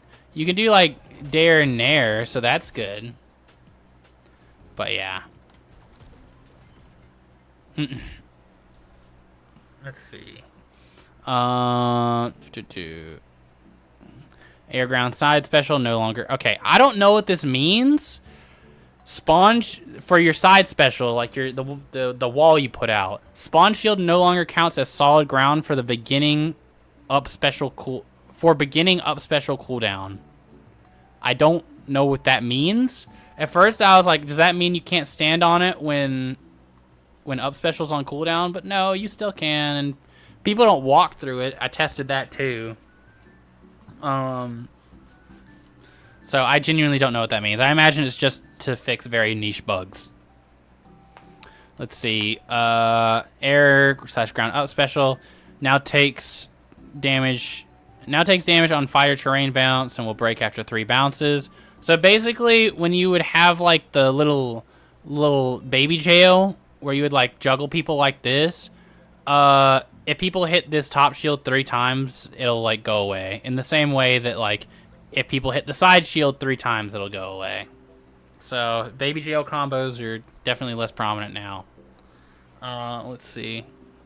Ground down special fix an issue where the animation would not cancel if Steven became airborne during the attack. That's interesting. And then aerial down special reduced size once Steven lands on the ground. So oh my god, you have to be like in them to like hit them with that.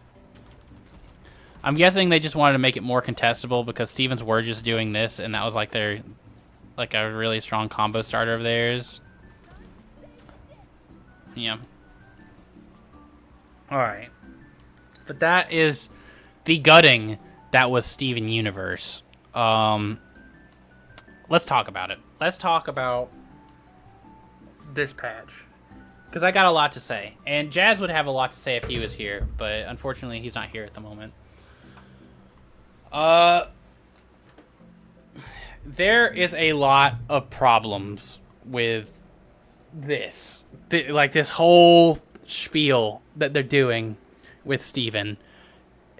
When Steven was initially designed, as you guys probably know from the beta, he was designed as a support character. That was his class in the beta before they removed the classification of sports or of supports in general. However, with the removal of the support class, they decided to remove a lot of supportive properties from Steven. The issue with this is that a lot of the character's identity before was based on being a support character. Sure, his moves were really stubby, and, you know, his combos were good, but all things considered, most of his kit was a lot weaker in comparison to a lot of the casts. Like, he just didn't have the same amount of, like... He did have strong damage output, but how he got that damage output was a lot harder for him in comparison for a lot of the cast. And to compensate for that...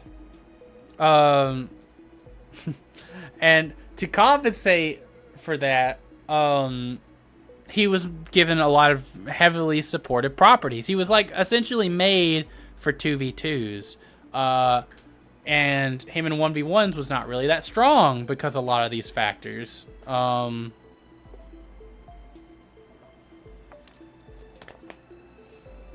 But in this game, it's like they took away his entire character identity of being having a supportive playstyle and being able to enable his teammates. And they wanted to shift the focus more into him being like a combo fiend character who is kind of stubby with some moves, or he's kind of stubby with some moves but can like combo you insanely well, and then had his fare to like box people out, right? That's kind of what he turned into, which Jazz did not like. I did not like. I preferred it whenever he was more supportive. But it seems like the direction that they're going with Steven, it seems like it's still hurting these support things. And it feels like the fact that they're designing him more towards ones is unfortunately tanking his ability to be played in twos. Because remember how we talked about how the shield comes out later here? Guess what? That doesn't just mean for Steven. Whoops. Wait, I can't put him on Team 1? For real? Okay, I can put him on Team 1. It means it comes out later for his teammates too. And as some of you might know, while the bubble is like expanding and shrinking back down, your teammate does not count as shielded. It's only once the bubble's gotten to its like stable size when the character's considered shielded. So it's not even instant for teammates. But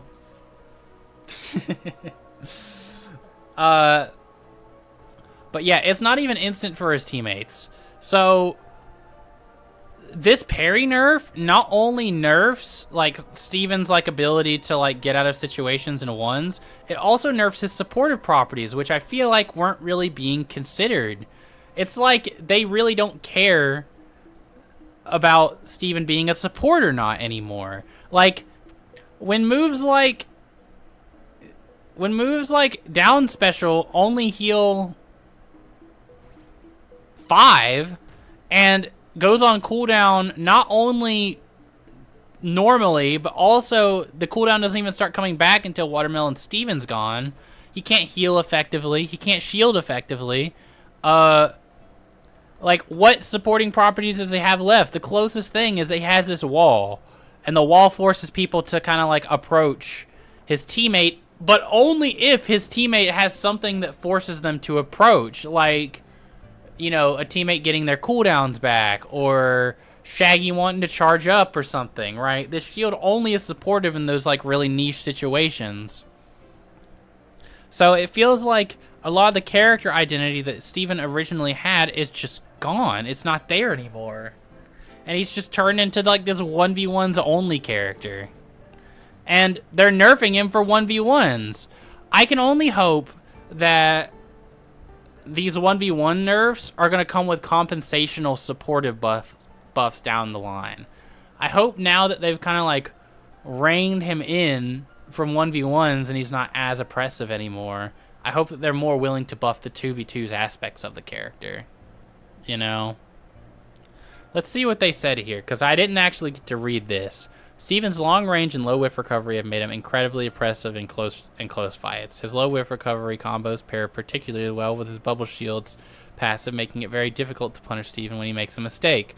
These changes his target his range and whiff recovery to bring him more in line with the rest of the cast. Mind you, they didn't adjust his range at all. None of his range got changed, so I don't know what they were talking about there. But maybe they mean like the value he gets out of moves with range. Like, they didn't touch fair, which was like the egregious one. And unless you count like them nerfing the knockback on up attack as nerfing the range, I don't know if I agree with that. Oh wait, never mind. Aerial down specials range got reduced, so I guess that's something.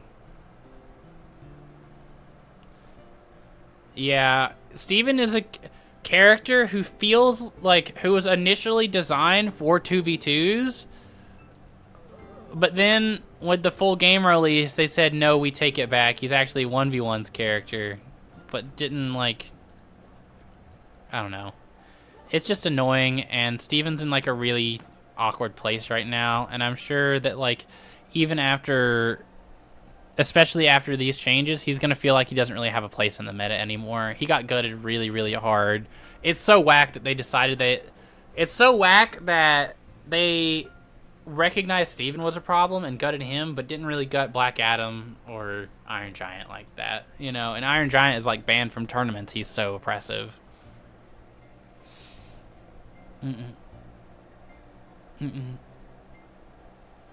Yeah. It does.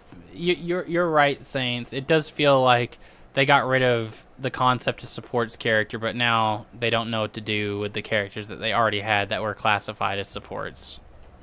So it's just obnoxious. Stripe got one change. It's like technically a nerf, but it's not like so significant that it's, you know, a huge problem. But essentially, now his dynamite's on a timer, and you can't just hold it indefinitely. Eventually, it will explode. That prevents Stripe from just being able to pull it and just, you know, use it whenever it's most convenient. He has to like think a little bit more about when to use it. It is a nerf, and it's like somewhat substantial, but it's not gonna, you know, as a Stripe player, you're not gonna. As a Stripe player, you're probably not gonna like. Aw, man, I'm so bad at like doing the. I'm so bad at doing the back shots combo. All right. Yeah, the pacifist is unfortunately, he's been gutted. He went non-passive, and then they were like, nah, never mind. So I do hope he'll get compensational buffs to buff his 2v2s, because right now in 2v2s he does feel quite weak, and I'm sure in ones he's gonna feel weak now too. All right. Superman got nerfed, which was kind of weird.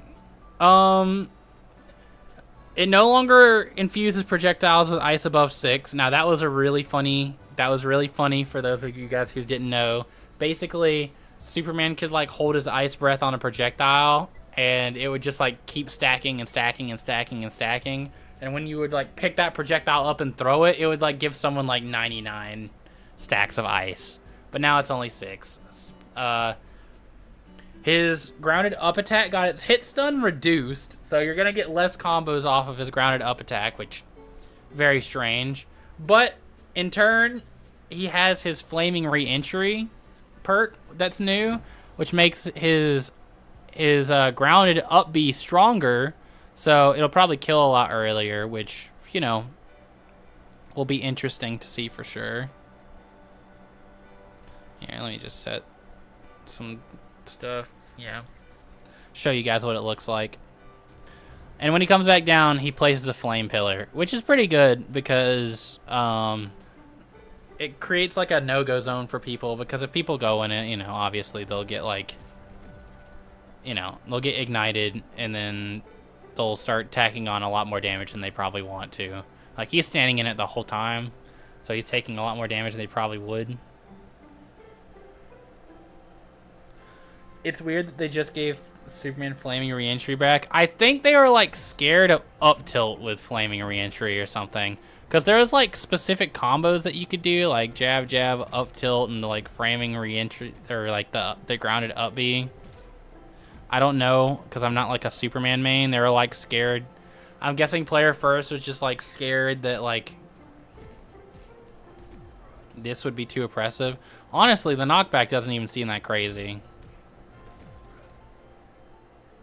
It was said that it would made it stronger, but it doesn't really even look that strong.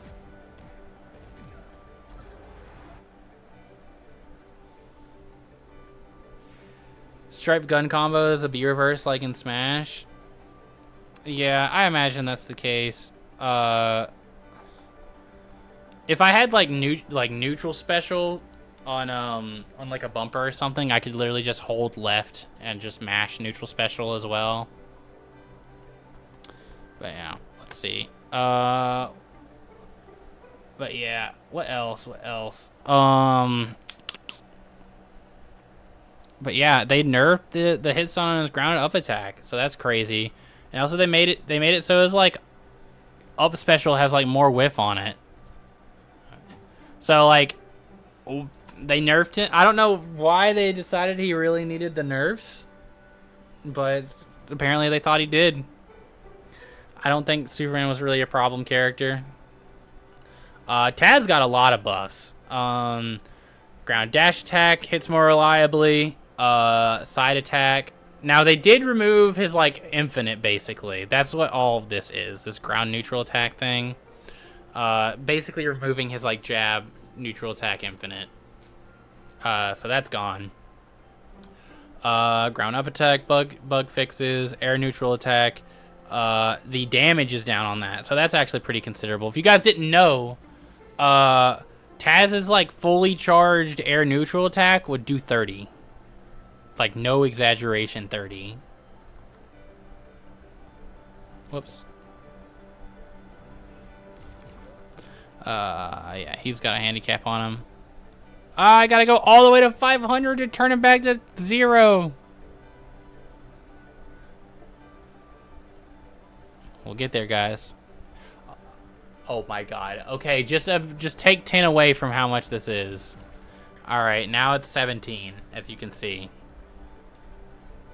Even though it says 19 here for some reason. It says, yeah, maximum damage after both hits is reduced to 19 from 29. Yeah, I don't know what they mean by that. I'm guessing they just didn't put in the numbers correctly. Now this is the big buff. This is the big buff. The hitbox side of air side attack has been increased by like 20%. So he should be able to hit this move a lot more reliably, which is pretty big because this is like a combo move. This is a kill move. This is something you can like chase people down with. It's pretty good. Pain, you want it? It's yours, my friend.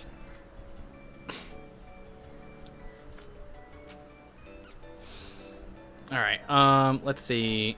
Yeah, his air down attack got some pretty good buffs too. It'll like spike a lot harder, but it does kind of remove the infinite that he had. But basically this will be like a super duper kill move off stage. Like, you do not want to recover low against Taz anymore, because if he hits you with this move, you will die. And the second it hits damage increased, like, literally doubled. So, that's something. Oh yeah, also Taz's, like, bite loops got removed as well, in the same vein as Jake. Tom and Jerry's jump height got increased, both of them, both his normal jump and his double jump. So it should be a little harder to catch him, but overall not too impactful. The Joker got a lot of his combo routes adjusted as well. Um, essentially, he's like locked out from doing a lot of his like old routes. Like before he used to do stuff like he used to do like jab down air down aerial down special into aerial down special, but he's like locked out long enough to where he can't really connect with the second aerial down special, so he just has like worse juggle properties in general. I'm guessing, and I'm pretty sure I also seen that they removed the ability to do double side special as well. Oops.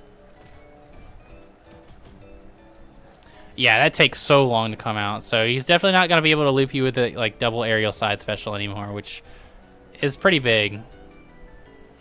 Like I couldn't do it for that whole time. Whoops.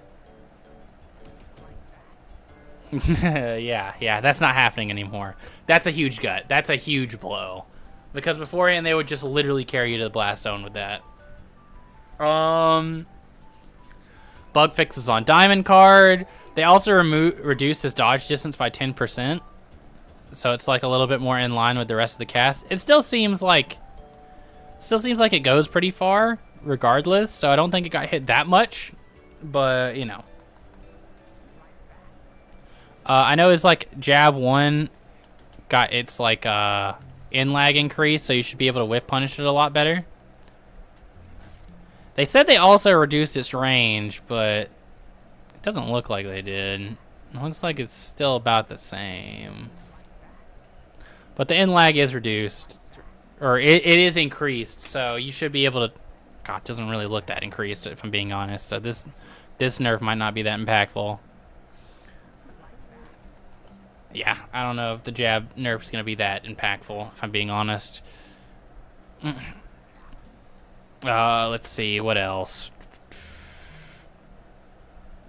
It's less likely for people to hit behind him. Yeah, that's good. Air up attack, you can no longer, like,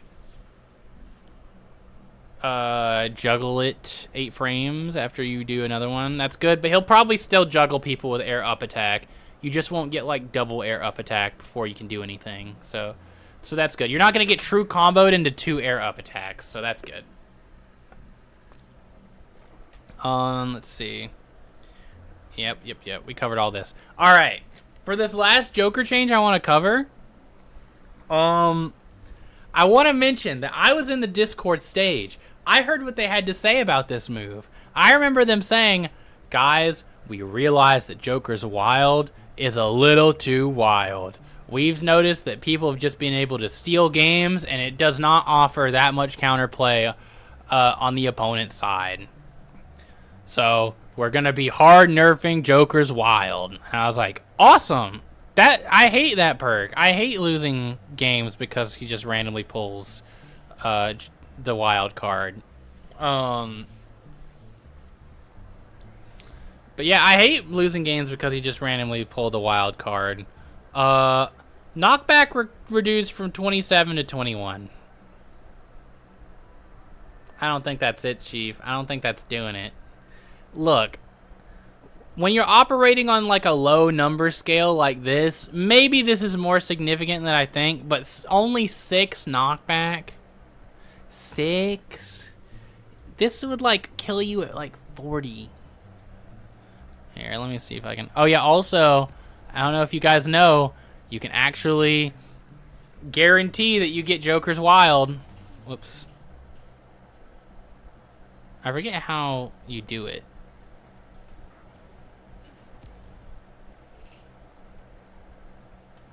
Is it this? Yeah. So basically, I'm pretty sure the idea is that Joker's Wild will only come up on like a spade,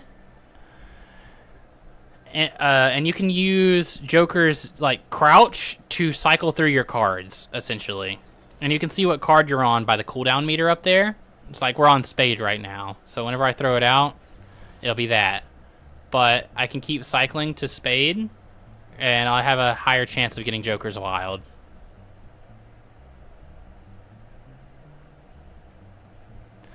Look, I 27 to 21, that does sound like a decently significant nerf, but I don't know, man. I'd just get killed at like 0 for this. For hitting, like, I would legitimately die at like 10 for getting hit with Joker's Wild. So it's like, I don't know. And the fact that he can, like, it's not random, actually, by the way. He can, like, you know, cycle through his cards and get it by making sure he's always on spade. Like, I guess it's like a 50-50 in an essence, but as long as he's on spade, he's no longer playing, like, the... And maybe I'm just doing it wrong. Maybe there's something about Joker's Wild stuff that I don't know. Maybe I just need to cycle it for longer, like, until it's the next spade. Yeah, maybe it's always the second spade. Yeah, will this be a Joker's Wild?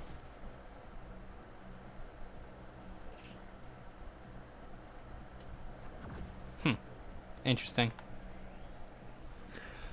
Before the update, when I shot the cards, it had a spade, Joker's Wild at the same time. Yeah, that might be another thing, because I think that is something that can happen.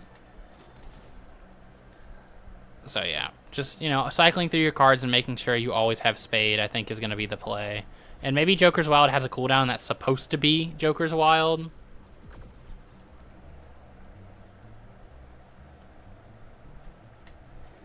I don't know. I don't know exactly how it works. All I know is the Joker main said that Joker's Wild isn't actually random, as it would lead you to believe. But yeah, the knockback has been reduced. I wish there was more to it, because the bigger issue is there's not really a lot of counterplay, because it like tracks onto you and it's like unreactable. All right, Velma got a care package. She got a lot of little buffs, but I'm only really going to cover the ones that I think are huge. The big one is that her hay bubbles, they used to get stopped by like platforms. Like if they ran into like a platform, they'd stop. They'd like get destroyed. But now they'll just go through platforms. So that's pretty big.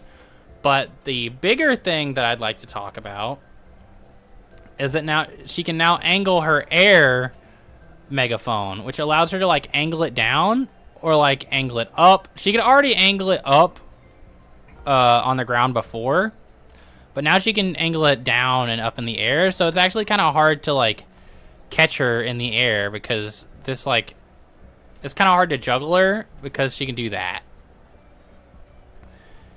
And she's also got a pretty like low commitment way of answering people off stage, just with upward angled megaphone. Yeah, I mean, this is like pretty big for Velma. And she also got a lot of other little changes that I'm not a good enough Velma player to, you know, tell you guys what it's about. For example, she got like more, she got like less whiff on her grounded side attacks. She's got, she has the ability to like, if I hold back while doing her up attack, she doesn't really go anywhere. But if I hold forward, she like does a huge slide. So there's that. Let's see.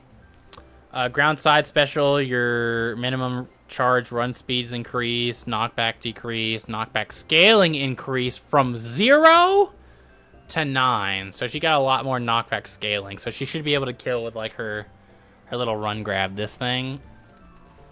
If she grabs you at a high enough percent, you should just like get smoked from it. Let's see. Air side special now ignores player collisions during movement. That's good.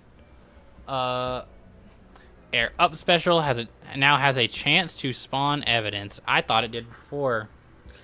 Mystery Machine issue fixed, where Velma could fall to her death if the ground was destroyed beneath her while summoning the Mystery Machine. Yep. A lot of good care package for Velma. And this is the last one we'll talk about, and then you guys will get an hour of Black Adam gameplay. Because, you know... Oh, hey, Mittens. She's, like, judging me. She's like, you're playing who now? You're a tier whore now? That's what I can't believe how quickly Jason Maines will turn on a dime. If I was a Jason Maine, I wouldn't even play the game while he's not out. I imagine that's what was happening in her internal dialogue. All right. Wonder Woman did get a lot of nerfs. Now, I don't think all of them are huge. But she got so many of them that I think it will add up to create significant nerfs on her. Ground up attack. She gets less combos off of it. Let's see. Ground down attack. Additional damage and knockback from the passive decrease. So basically, you guys remember when there was like clips going around on the internet of like people dying from like Wonder Woman down, like just doing down tilt like this, and they just like go flying. Yeah, that's not gonna happen anymore, apparently. No mittens, you can't sit there. My mouse needs to be there. And then the self-applied armor now falls off after the hitbox ends. So the way that her down tilt used to work is that it would give armor to her and her teammate for just a little while after she used the move, depending on how long she charges it, but now it's just her ally that gets it. She doesn't get the armor. She still has the armor during the charge, so you still can't really contest this, but now you can like whiff punish it, because beforehand a big issue was the move is that she could do it, and then you couldn't whiff punish her because she had armor. She would just kind of do it, and then that was it. You just have to let her do her thing. And then she could use like that fraction of a, you can use that fraction of a second to like run in on someone who might be close. So yeah, that's pretty big. Okay. This is the fakest nerf I've ever seen in my life. All right, on whiff branch window delayed by 2 frames. Let's see. That essentially means that like there's more whiff. Damage reduced from 9 to 11. All right, that's good. This is actually huge for Jason, because that means that Jason can get away with like a semi-charged rage and still armor through like Wonder Woman like side air when he couldn't do that before. Actually, I think he can just pop it. I think he can just pop uncharged rage and now armor through Wonder Woman side air. So that's going to be really big in the Jason Wonder Woman matchup. It literally is the difference of armoring through Wonder Woman side air and not armoring through it with like slight charge. Knockback scaling reduced to 19 from 20. Guys, we did it. We finally nerfed the knockback on a Wonder Woman side air. And then the very next patch underneath that is that the knockback was increased. What can I say, guys? What can I say? And then they add a little note here saying base knockback was increased to account for the lower knockback from the reduced damage. But the only thing I'm reading here is that the knockback scaling barely got reduced. It got reduced by like 1.5, and then the base knockback got increased by like 100. So cool. Now, granted, I know these numbers aren't like 1-to-1. Like 1.5 and 100 is not like, you know, it's not 1-to-1 with how they're calculated in the system. But it's still really obnoxious to see that she gets a slight knockback reduction, but she gets like a knockback increase at the same time. That basically cancels it out. Does Wonder Woman side air not break armor? It does not. It breaks. Beforehand, it would break like no charge Jason armor. Beforehand, it would break no charge Jason armor because it just did over 10 damage. It did over 10 damage. So by default, it would just break through his gray health just because it did more than the gray health provided. But her Nair does. Her Nair does break armor. This does go through armor. But in the Jason matchup, you'd much rather be dealing with this move than this move, because this move has more range than this move. Or at least I think it does. It feels like it does. And And if Wonder Woman has to play a little closer to the chest and like land on you with this, it's a lot easier to anti-air it than her doing this that covers like below her pretty well. But her neutral air does indeed break armor. So Jason still has to worry about that. But because of the lower range and like better ability to anti-air it, Jason can play around that a little bit better with grounded up special if he knows it's coming. So yeah, that's good. Let's see. Reduce down attack. Yep, that's just an animation change. Nothing really changed there. Fix the issue where lasso could be reflected. You know, understandable. Grounded side special. Self-applied armor now falls off after the initial dash. The ally armor is unchanged. Repeat move lockout increased from 18 frames to 8 frames. So essentially, like, you guys remember how she'd like have armor while she was like holding this pose, pretty much? Now she does not. She only has it during the startup. She still armors her allies for like a decent amount. So like it's pretty good at like helping her allies get out of scramble situations. But you can like now just hit her now if she's just doing this. It still blocks projectiles, so you're not gonna be able to hit her with projectiles, but you can just hit her normally. So that's nice. Beforehand, her armor made it like disincentivize you from wanting to do that. Let's see. Her grounded up special hitbox startup delayed by 2 frames. So basically, she's gonna be less able to do stuff like that.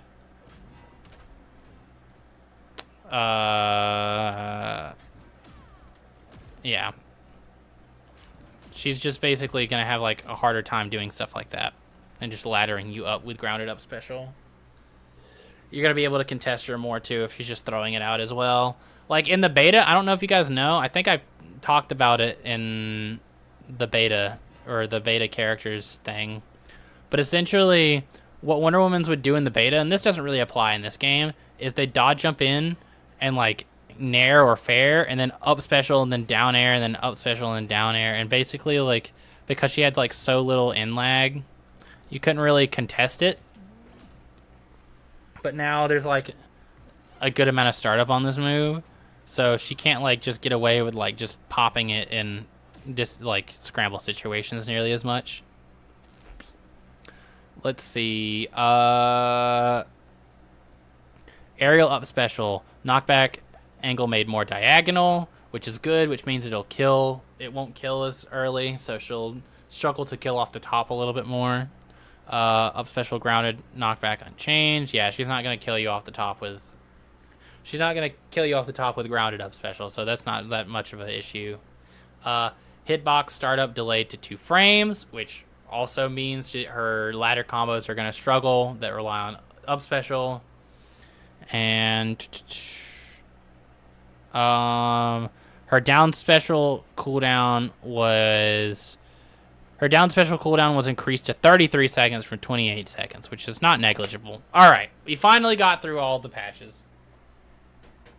What do I think as far as characters go and like how the meta is gonna change? I think that characters like here, let's make a little. You know, I know we make a tier list like literally every day. Every day on stream, but we're gonna make another one. All right, we're gonna make some predictions for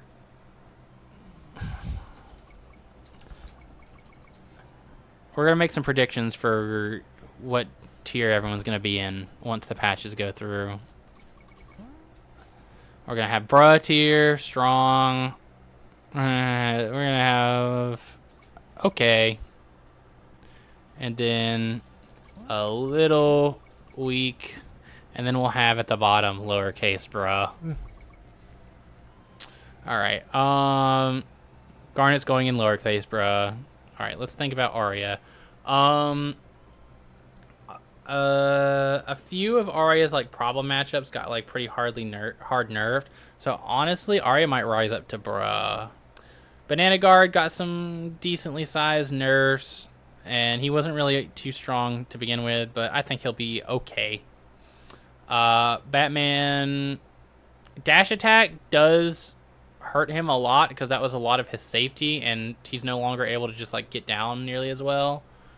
So he'll either be in Bruh because so many characters above him got nerfed, or he'll be in Strong.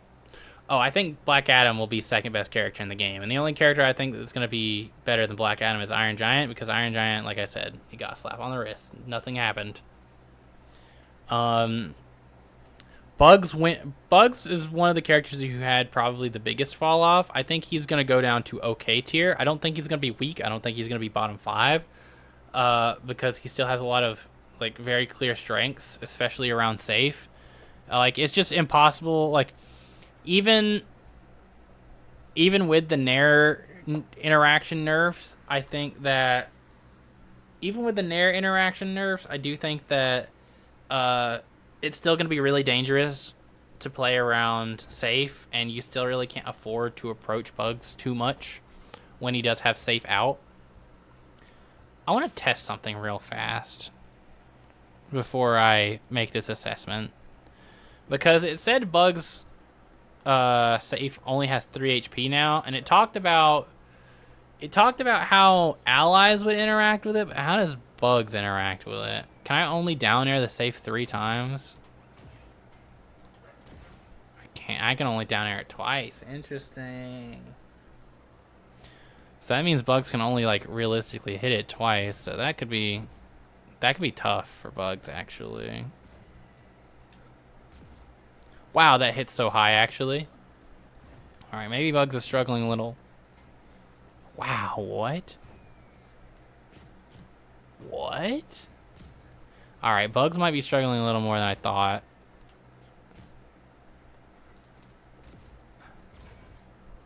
Wow, that's crazy.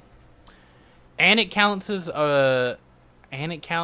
like an HP drain whenever he hits someone, because it literally just broke on him and I only hit it like twice. Bro,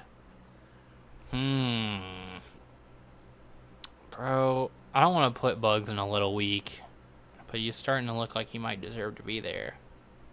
We're going to say okay for now, and I don't want to put him in a little weak. Yeah, because beforehand, Bugs could literally just like sit here and like nair safe, and if you got hit by any of that, like the entire time that safe was out, it was just over for you. But now, he can only hit it twice. You can technically hit it a 3rd time, but if he hits it a 3rd time, it breaks. So that is going to be tough. And now that Nair doesn't, like, lob it anymore, he can't reasonably...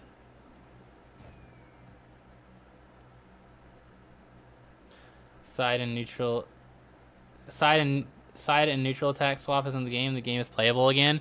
I felt the same way at the very beginning. But I was, like, determined to grind.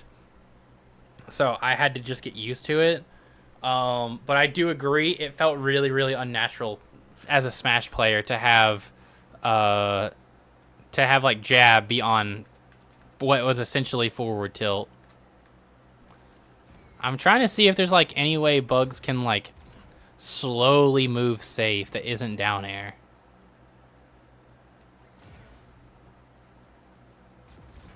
Like, I think the closest thing to Bugs being able to like keep safe as like an active hitbox is like doing down air once.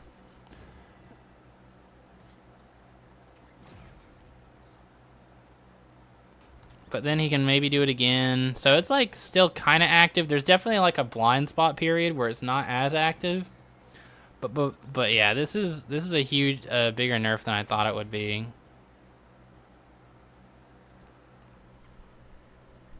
He can still run behind safe, and it's still going to be kind of obnoxious to deal with when safe's out, but it's going to be on screen for not nearly as long.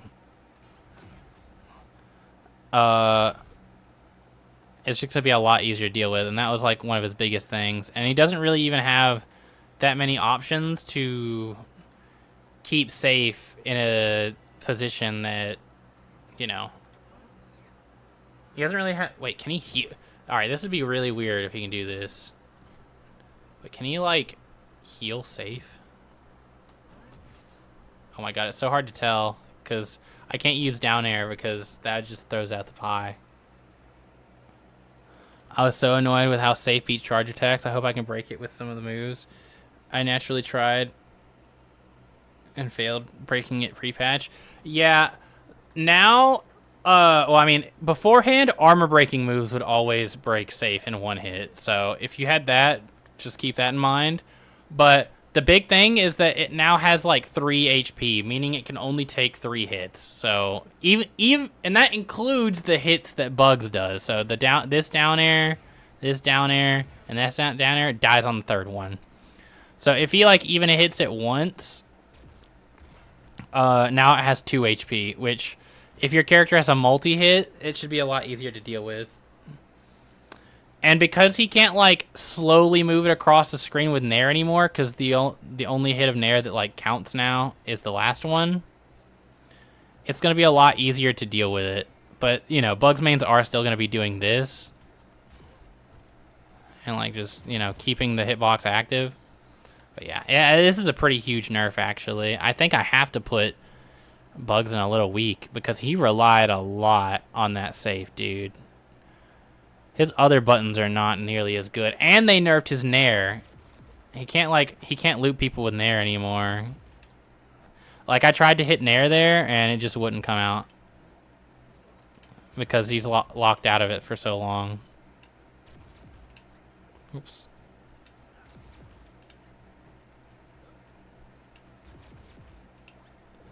And the on jump, I forgot the jump window also is decreased. I'm like trying to jump Nair here, but I'm unable to jump for so long.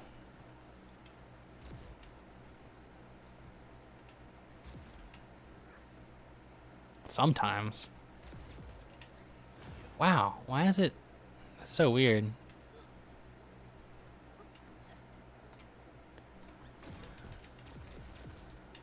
Wow, they did not want you to Nair loop anymore. Nair loops are gone. That's huge. Honestly, Bugs might be in bruh.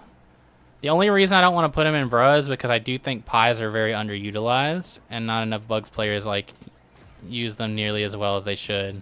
Because like, man, he can control a screen pretty dang well with pies. Like, how are you supposed to approach that? I mean, granted, you're not exactly getting like owned for it, but you know. Man, yeah, I think I gotta put him in bruh, actually. That's huge. That hurts him a lot. Alright. Finn, I genuinely think is gonna be in bruh.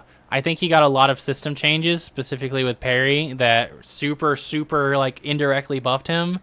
And then on top of that, he also got buffs on top of that. So I don't think there's any way he's not in bruh.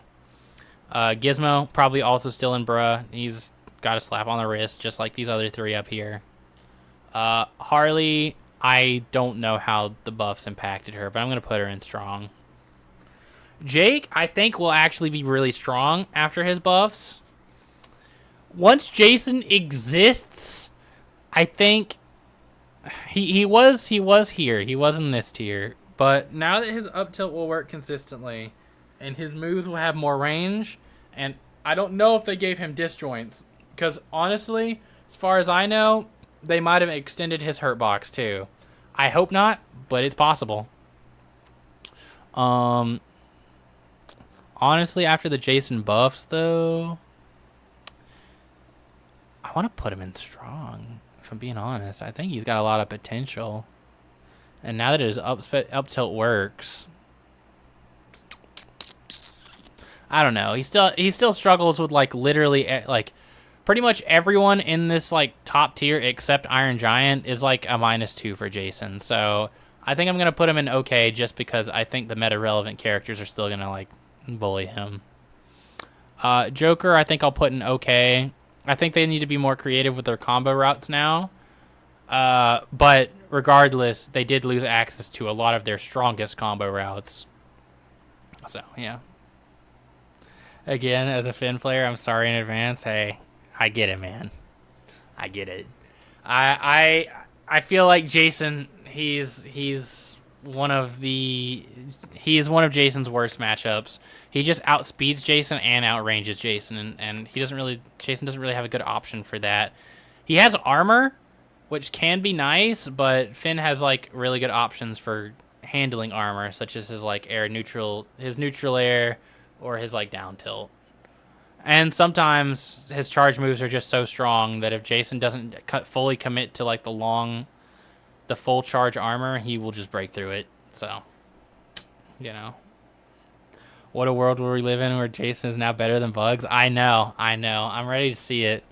Marvin, I think, will be quite strong.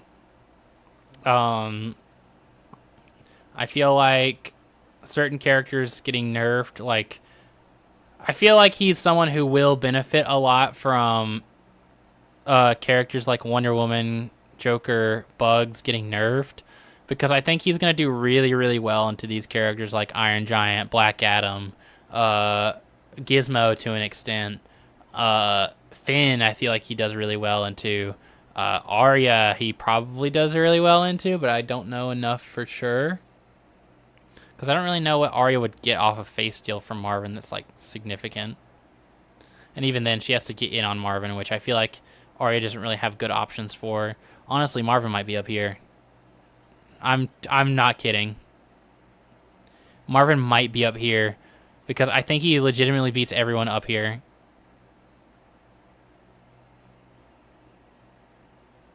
No joke, he might have literally just been held back by the fact that Bugs and Joker were so strong.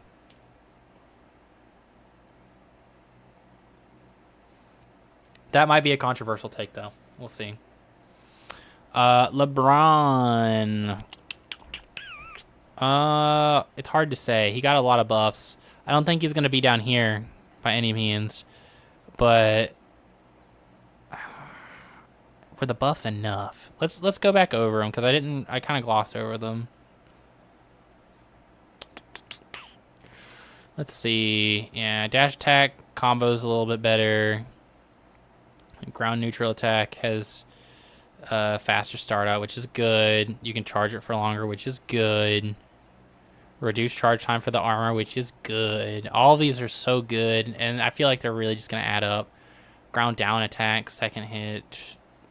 What's his ground down attack? Marvin might be top 3 in your opinion. I genuinely think so as well.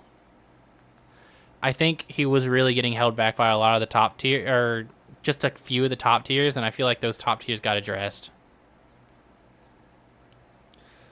Marvin, I think, is going to be ridiculous. Let's see. What is this down attack? I'm sorry, I don't play LeBron like that. This? What about that got buffed? Second hit damage increased. Second knockback increased. First hit knockback increased. Knockback means more vertical. So it does more damage, but it doesn't loop as well. Yeah, that's good. Air doesn't loop as well. Air side attack. Knockback scaling increase. So it'll actually like kill. That's good. How'd they nerf Joker to make him fall down the... How'd they nerf Joker to make him fall down the tiers? The biggest thing is that they took out a lot of his like very oppressive combo routes. Like, I don't think he's gonna be... It's very possible that he ends up here instead of here. But some of the biggest problems with fighting Joker is that his combo routes were just ridiculous. Like, being able to double down special in a row, being able to double side special in a row, just made for like situations where Joker could just like carry people into the blast zone and then kill them at ridiculously like early percents. But Joker has to be a little bit more creative with his combos now, which were the primary suspect. Like, he can't do like down air. He can't do like jab, down air, down special anymore. There's like a lockout on it. He can still do like jab, down air, down special, side special, or like, let's see, maybe he can do stuff like jab, jab, down air, up air. Oh man. Oops. Oh my god. Whoops. I'll get it eventually, guys. He can, like, kind of do that, but that's not true. The idea is that he has to, like, he doesn't have the leeway to do combos that will legitimately just carry you into the blast zone anymore. And while this, like, his up attack was nerfed, his, like, juggles will still be good. So I don't think he's, like, down here with Bugs, because Bugs, a lot of his strength came from Safe and Nair, and both of those got hit hard. But Joker just has to be a little bit more creative with his toolkit, and I think that's kind of what they want him to be. But at the same time, that does remove a lot of, like, really oppressive stuff about Joker. It's really just his combo routes got nerfed, which are very good. His jab got nerfed, like, add more whiff on it, and his, like, dodge got nerfed so that he doesn't dodge as far, but I don't think those are significant enough to, like... I don't think the range debuff and the lag debuffs did enough to make him not want to do that. I do think he's still going to do that, unfortunately. But yeah. Morty, I think Morty will be strong still. I think he's not going to be nearly as annoying. Like, he's not going to be a pub stomper anymore, but I think the fix that he had where... Because beforehand, every time I played Morty, I tried doing, like, backwards throw... Whoops. I tried doing, like, backwards throw grenade into pillar, and they would just both get skyrocketed up, like, up and to the left. But now it works as intended, and you get, like, 2 grenades that you can, like... Whoops. Now you get 2 grenades where you can, like... juggle them and, like, keep good projectiles on the stage. So I think that'll be good. That's gonna be like a big buff to him. But thank God they nerfed this move. If that didn't have any more in lag, I think I would have pulled my hair out. Rain Dog, I think will be sleeper, bro, dude. Low key, no one's gonna talk about it. But Rain Dog, he's already sleeper OP, dude. Just no one wants to admit it. He's so good. He's just so good, dude. And just no one knows because no one plays the character. You talking about Morty, I imagine, Dr. Game & Watch? Yeah, Dirt was really, really obnoxious. I'm sure even the Morty players didn't like how strong Dirt was because it made a lot of their game plan rely on it. But now grenades are, like, stronger, so that's going to be good for him. But yeah, Rain Dog, one of the highest win percents in the game, but he's also got one of the lowest win percents in the game, with the only person lower being Velma. Yeah, Rain Dog's always going to be a sleeper pick, so I think he does actually deserve a place up here in Bruh. Just no one's going to know. Rick, a lot of people like putting him down here, and he basically only got nerfed. But I actually think Rick's pretty strong when piloted correctly. Like, you're not gonna pick up Rick and start winning games like you would some of the characters like above him, but I do think he's got a lot of really good stuff. I even talked about it in my, like, beta tier list. I think Rick has, like, the perfect storm of attributes to just be a strong character outright. So I think he'll be strong, but I do think people are going to underrate him and put him, like, down here in Bra or a little weak. But my list, I'm putting him in strong. Shaggy, I think he'll be strong still. He won't be as strong. He's definitely not going to be in Bra tier anymore. Because I do think his aerial up special got hit with, like, a massive nerf in kill power. But at the same time, he was not up special the character. He was just a character whose up special was overtuned.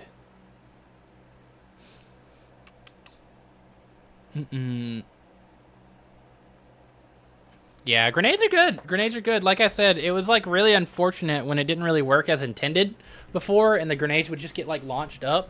But now, like, you have, like, a pretty good setup with with grenades where you can do like this, and that sets it up perfectly for you to like juggle them and like control a lot of the screen. Especially if you're like mid screen, you can do this and this, and that way it like controls the outside of the screen really, really well.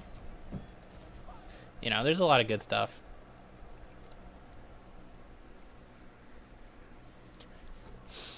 All right, let's see what else we got here. I could not play Raindog without neutral and side swap now. That character is just unlocked. Locked for me. I'm gonna be a problem. I was ranked 40 in 2's pre-patch, and I always played with randoms in the beta. All right, I hear ya. Xbox servers about to make me end it all. I wish they weren't that bad, man. I really do. Oh yeah, I should probably not look at Twitter on stream. I got some notifications. Need to know if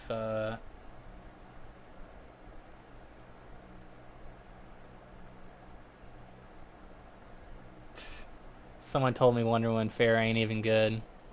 Bruh. Wonder Woman Fair ain't good.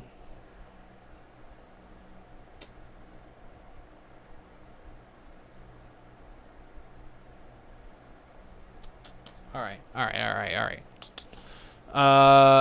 Let's move on to the next character.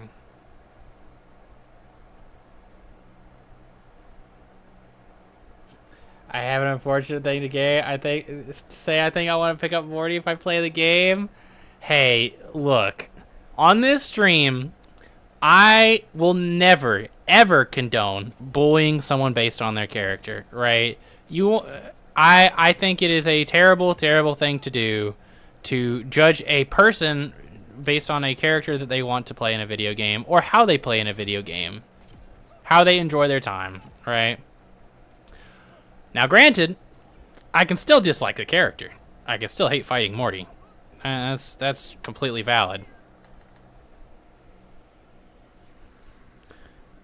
But, you know, it's Morty was very, very obnoxious. Morty is like a trap setting character with a lot of like screen control. You know, it's okay to want to play Morty, and a lot of people think he's very cool. He was a very highly enjoyed character in the beta. A lot of people thought Morty was very cool. I didn't think Morty was cool in the beta, but maybe that's just me. I hated playing Morty against Mortys in the beta. I also think everyone underrated Morty in the beta substantially, but you know what I'm talking. You know, that's just my opinion. All right, Steven.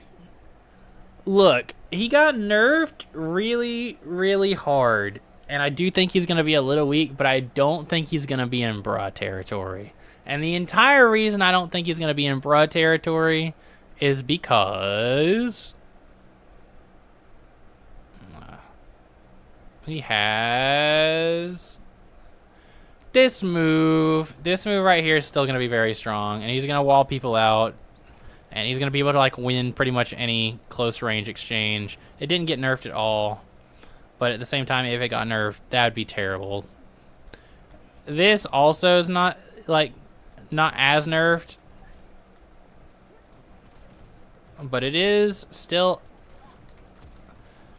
because he still gets combos like, whoops, it would be something like,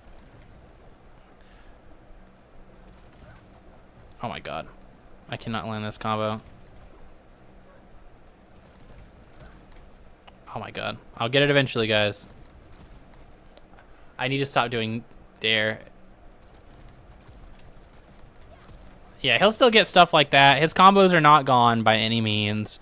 And he's still going to kill off the top really well with, like, up air and up special. So he still has, like, a lot of, like, very clear strengths.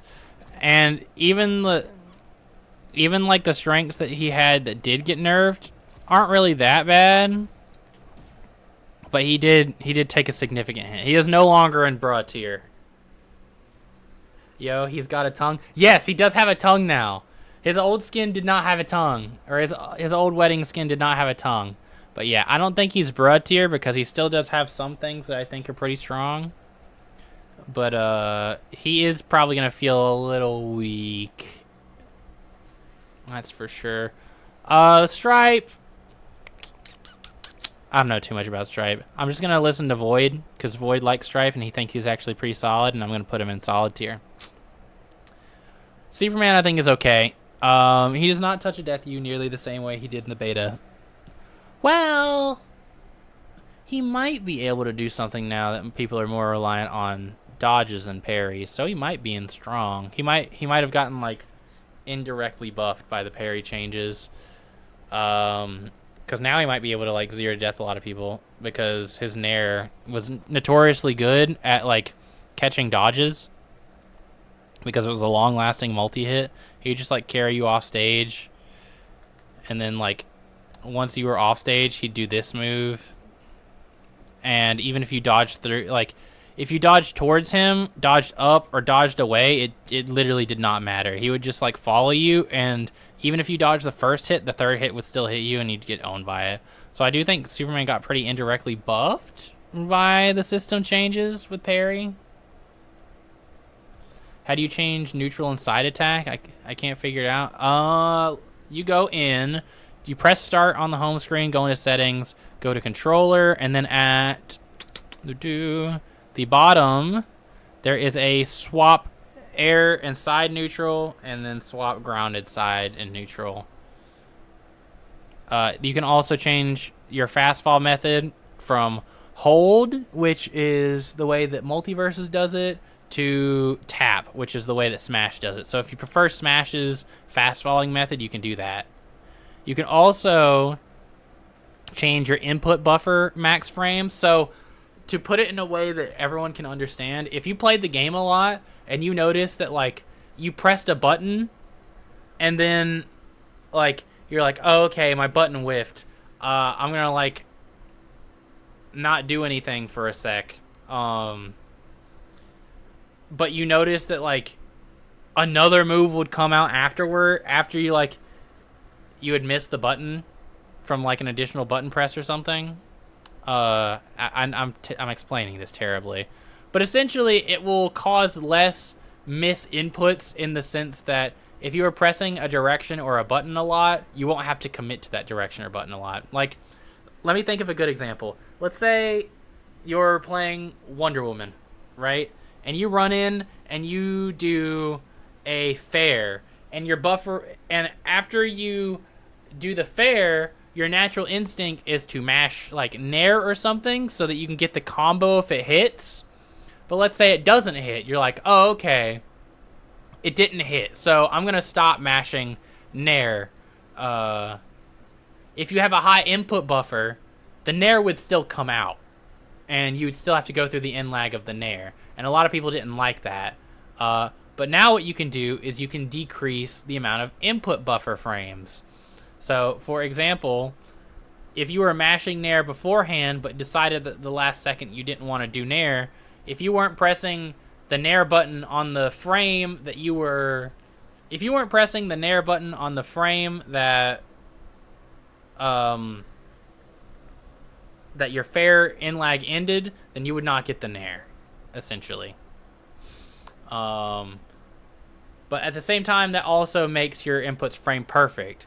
Or if you did 0, it'd be frame perfect. For example, if I had it set to 0 right now, if I wanted to dodge away after missing a an attack, if I tried to dodge away too soon before the in lag ended, the dodge just wouldn't come out. It would look like my input got eaten. So I like to play with some buffer. So yeah. Let's see. Do you have more wanting for buffs or nerfs? Do you have the more wanting, more buffs or over nerfs mentality for balance patches? I was like that for a long time. I was definitely like buff over nerf for a while.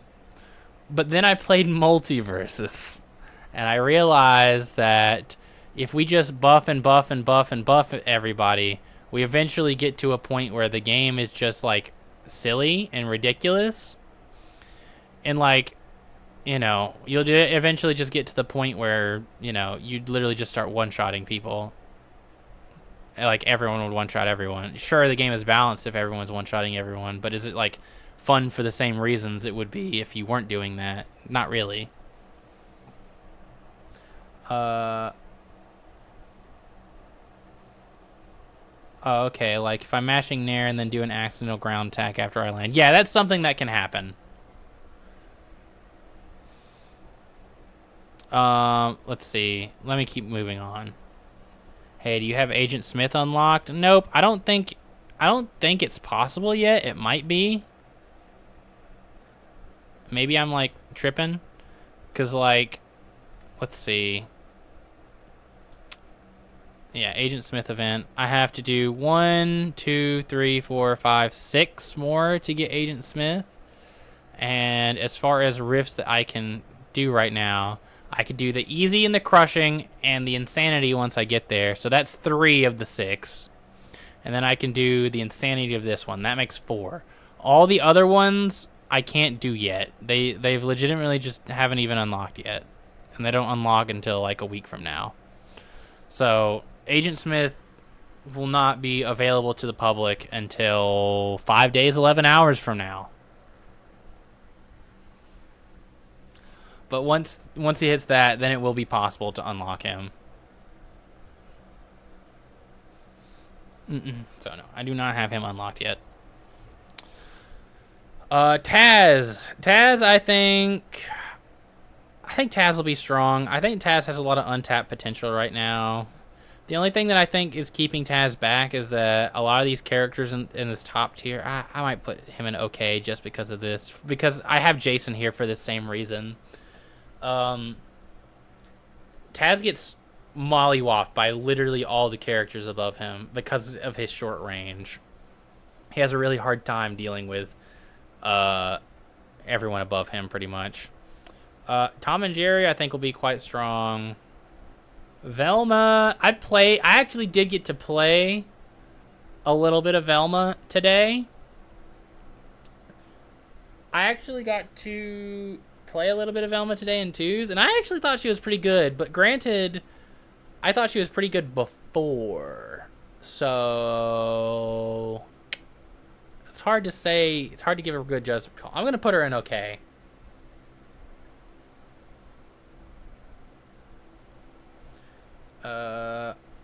I'll answer questions from chat in here in just a second. I just want to go ahead and get this finished and get it on screen. Wonder Woman, I don't think she's ever going to be not strong. I think that she's definitely not going to be up here with these guys anymore, because I feel like she got a lot of little changes, or a lot of little nerfs that I think are going to add up over time. But I don't think the amount of little nerfs she got warrants her being like down here. Like, Wonder Woman is like pretty much designed to always be a strong character no matter what, and it would take her being severely underpowered for her to not be like one of the best of the best. Honestly, she might still be up here, but I'm gonna keep her in strong just because the nerfs, the added like, it's hard to tell just how strong she's still going to be after she got so many like little nerfs, you know. I'll have to wait and see. So let's see. Who would I put in bottom 5? I'm trying to think of an order here.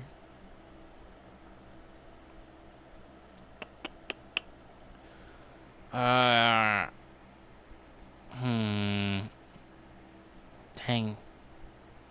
All right, bottom 5 I think would be Garnet, Bugs Bunny, Steven, Banana Guard, and Taz. Yeah, I can't put Velma that low. I think Velma and Jason have finally graduated from bottom 5. Congratulations, guys. Congratulations. Honestly, Jason might go up here. It really just depends, though. I haven't got my hands on him nearly enough. They ripped him away from me before I could try him out. Oh my god, I've been yapping. I've been champing. I did not realize the time was this late. I literally haven't even got to play the game today. Well, we had a lot to talk about. All right, let me answer some of chat's questions as I end out the stream. You think Agent Smith is going to be busted? It's really hard to tell right now. I think he's got a lot of stuff that looks really, really promising. And I know I'm trying not to. I'm really trying to make sure I don't say anything from like any leaks that I might have seen. He's got a lot of traits that seem very interesting, and I think he has a lot of potential to be pretty good. Either you buy your way into leveling gyms and playing higher, probably more annoying difficulties, or spend twice the amount of fire currency when he gets added in the game. Yeah. Wasn't the general consensus that Velma was the worst character in 1v1s? That was pretty much the general consensus, and I would agree with that before. Well, I don't know. She was pretty good at answering like jab spam in general. Who would I have put as the worst character in 1v1s? Maybe it might have been Jake before. I don't know though. His bite loops are pretty crazy. I think LeBron, maybe. I don't know. I don't think I'd put Jason as bottom 1 in 1v1s. I think I put him bottom 3 in 1v1s before, but yeah. Let's see. Granted, this all could be wrong. We won't know how the meta is until... Yes. All of this, take all of this with a grain of salt. This all could be wrong. I have Marvin up here for God's sake, and Braindog up here for God's sake. So, this is just my early patch predictions. This is by no means a definitive tier list or anything like that. We have no idea how it's going to shape up, but this is what I think it's going to look like. Cringe. No more chasing minigames with Black Adam up tilt spam. Yeah. That is the downside of the Black Adam nerf. All right. You know what? We're going to get one Jason game in, guys, before we got to end stream. You guys probably did not come here to listen to me yap for 3 hours. You probably came here to see Jason buffs. And I apologize. There is literally no way I could show you that.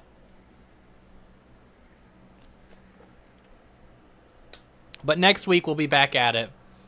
And I think I'm going to try to enter another tournament next week. And hopefully by then my Black Adam will be a little bit more ready, since I'm literally unable to practice with Jason right now. Yeah, one Jason game for you guys.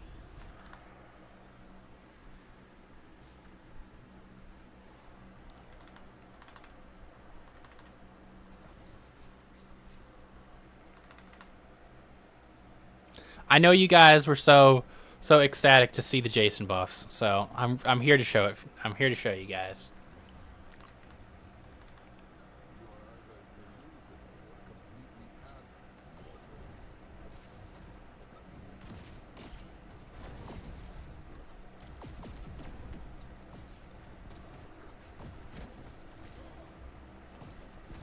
Wow.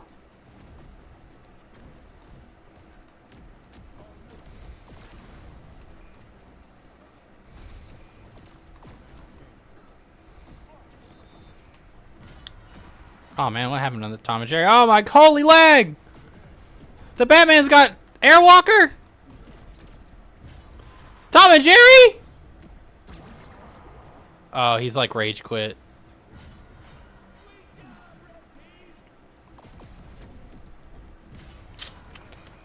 Guys, see, Jason's still bottom tier. I hate to break it to you guys. Jason's still unplayable. I can't carry games with him.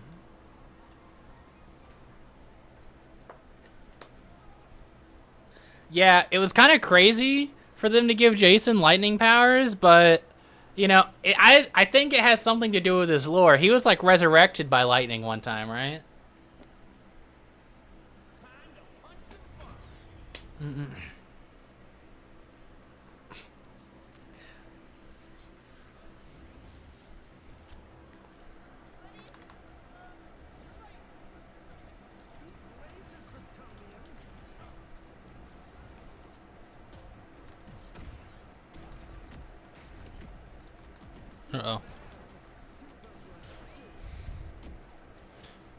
Oh god, I think I need.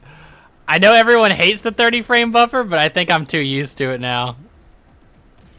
I think I've gotten too used to it. I might have to turn up the buffer back.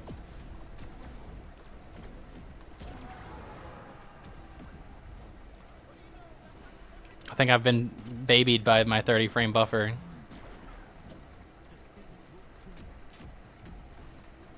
Oh, they did like super take out the jab loop.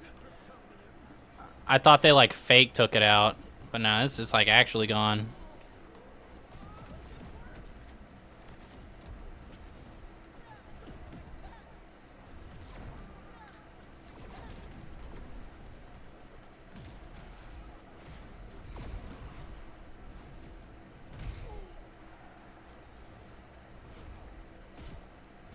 Oh, all right. You guys didn't see that. You guys didn't see that. You guys didn't see that.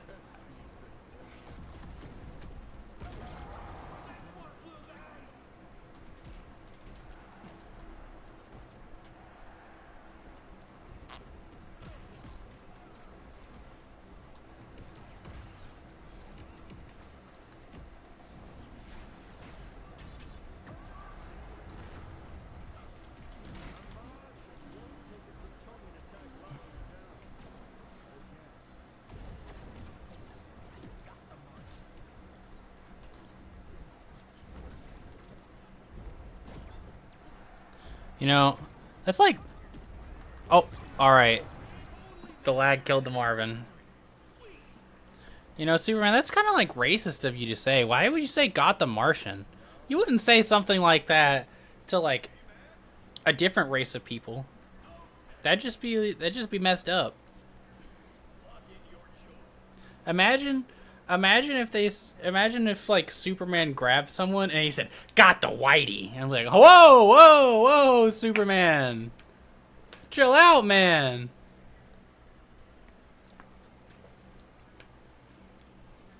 You gotta be careful about what you say. I know you're invincible, you're literally invincible, but come on, man.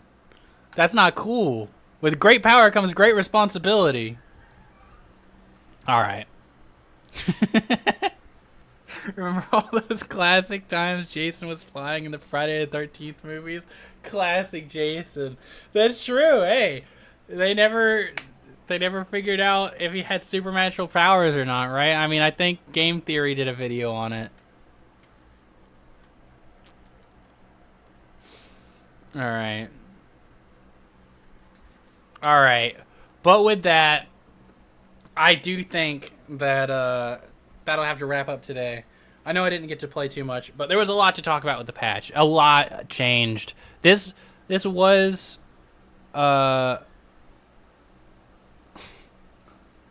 this was a pretty big patch, all things considered. I am still sad that Iron Giant and Black Adam basically got off the hook pretty scot-free. But yeah. With that, we will be ending stream. Thanks you guys so much for watching, and you guys take care, and I'll see you guys next week. Hopefully with actual Jason, the real Jason. I missed the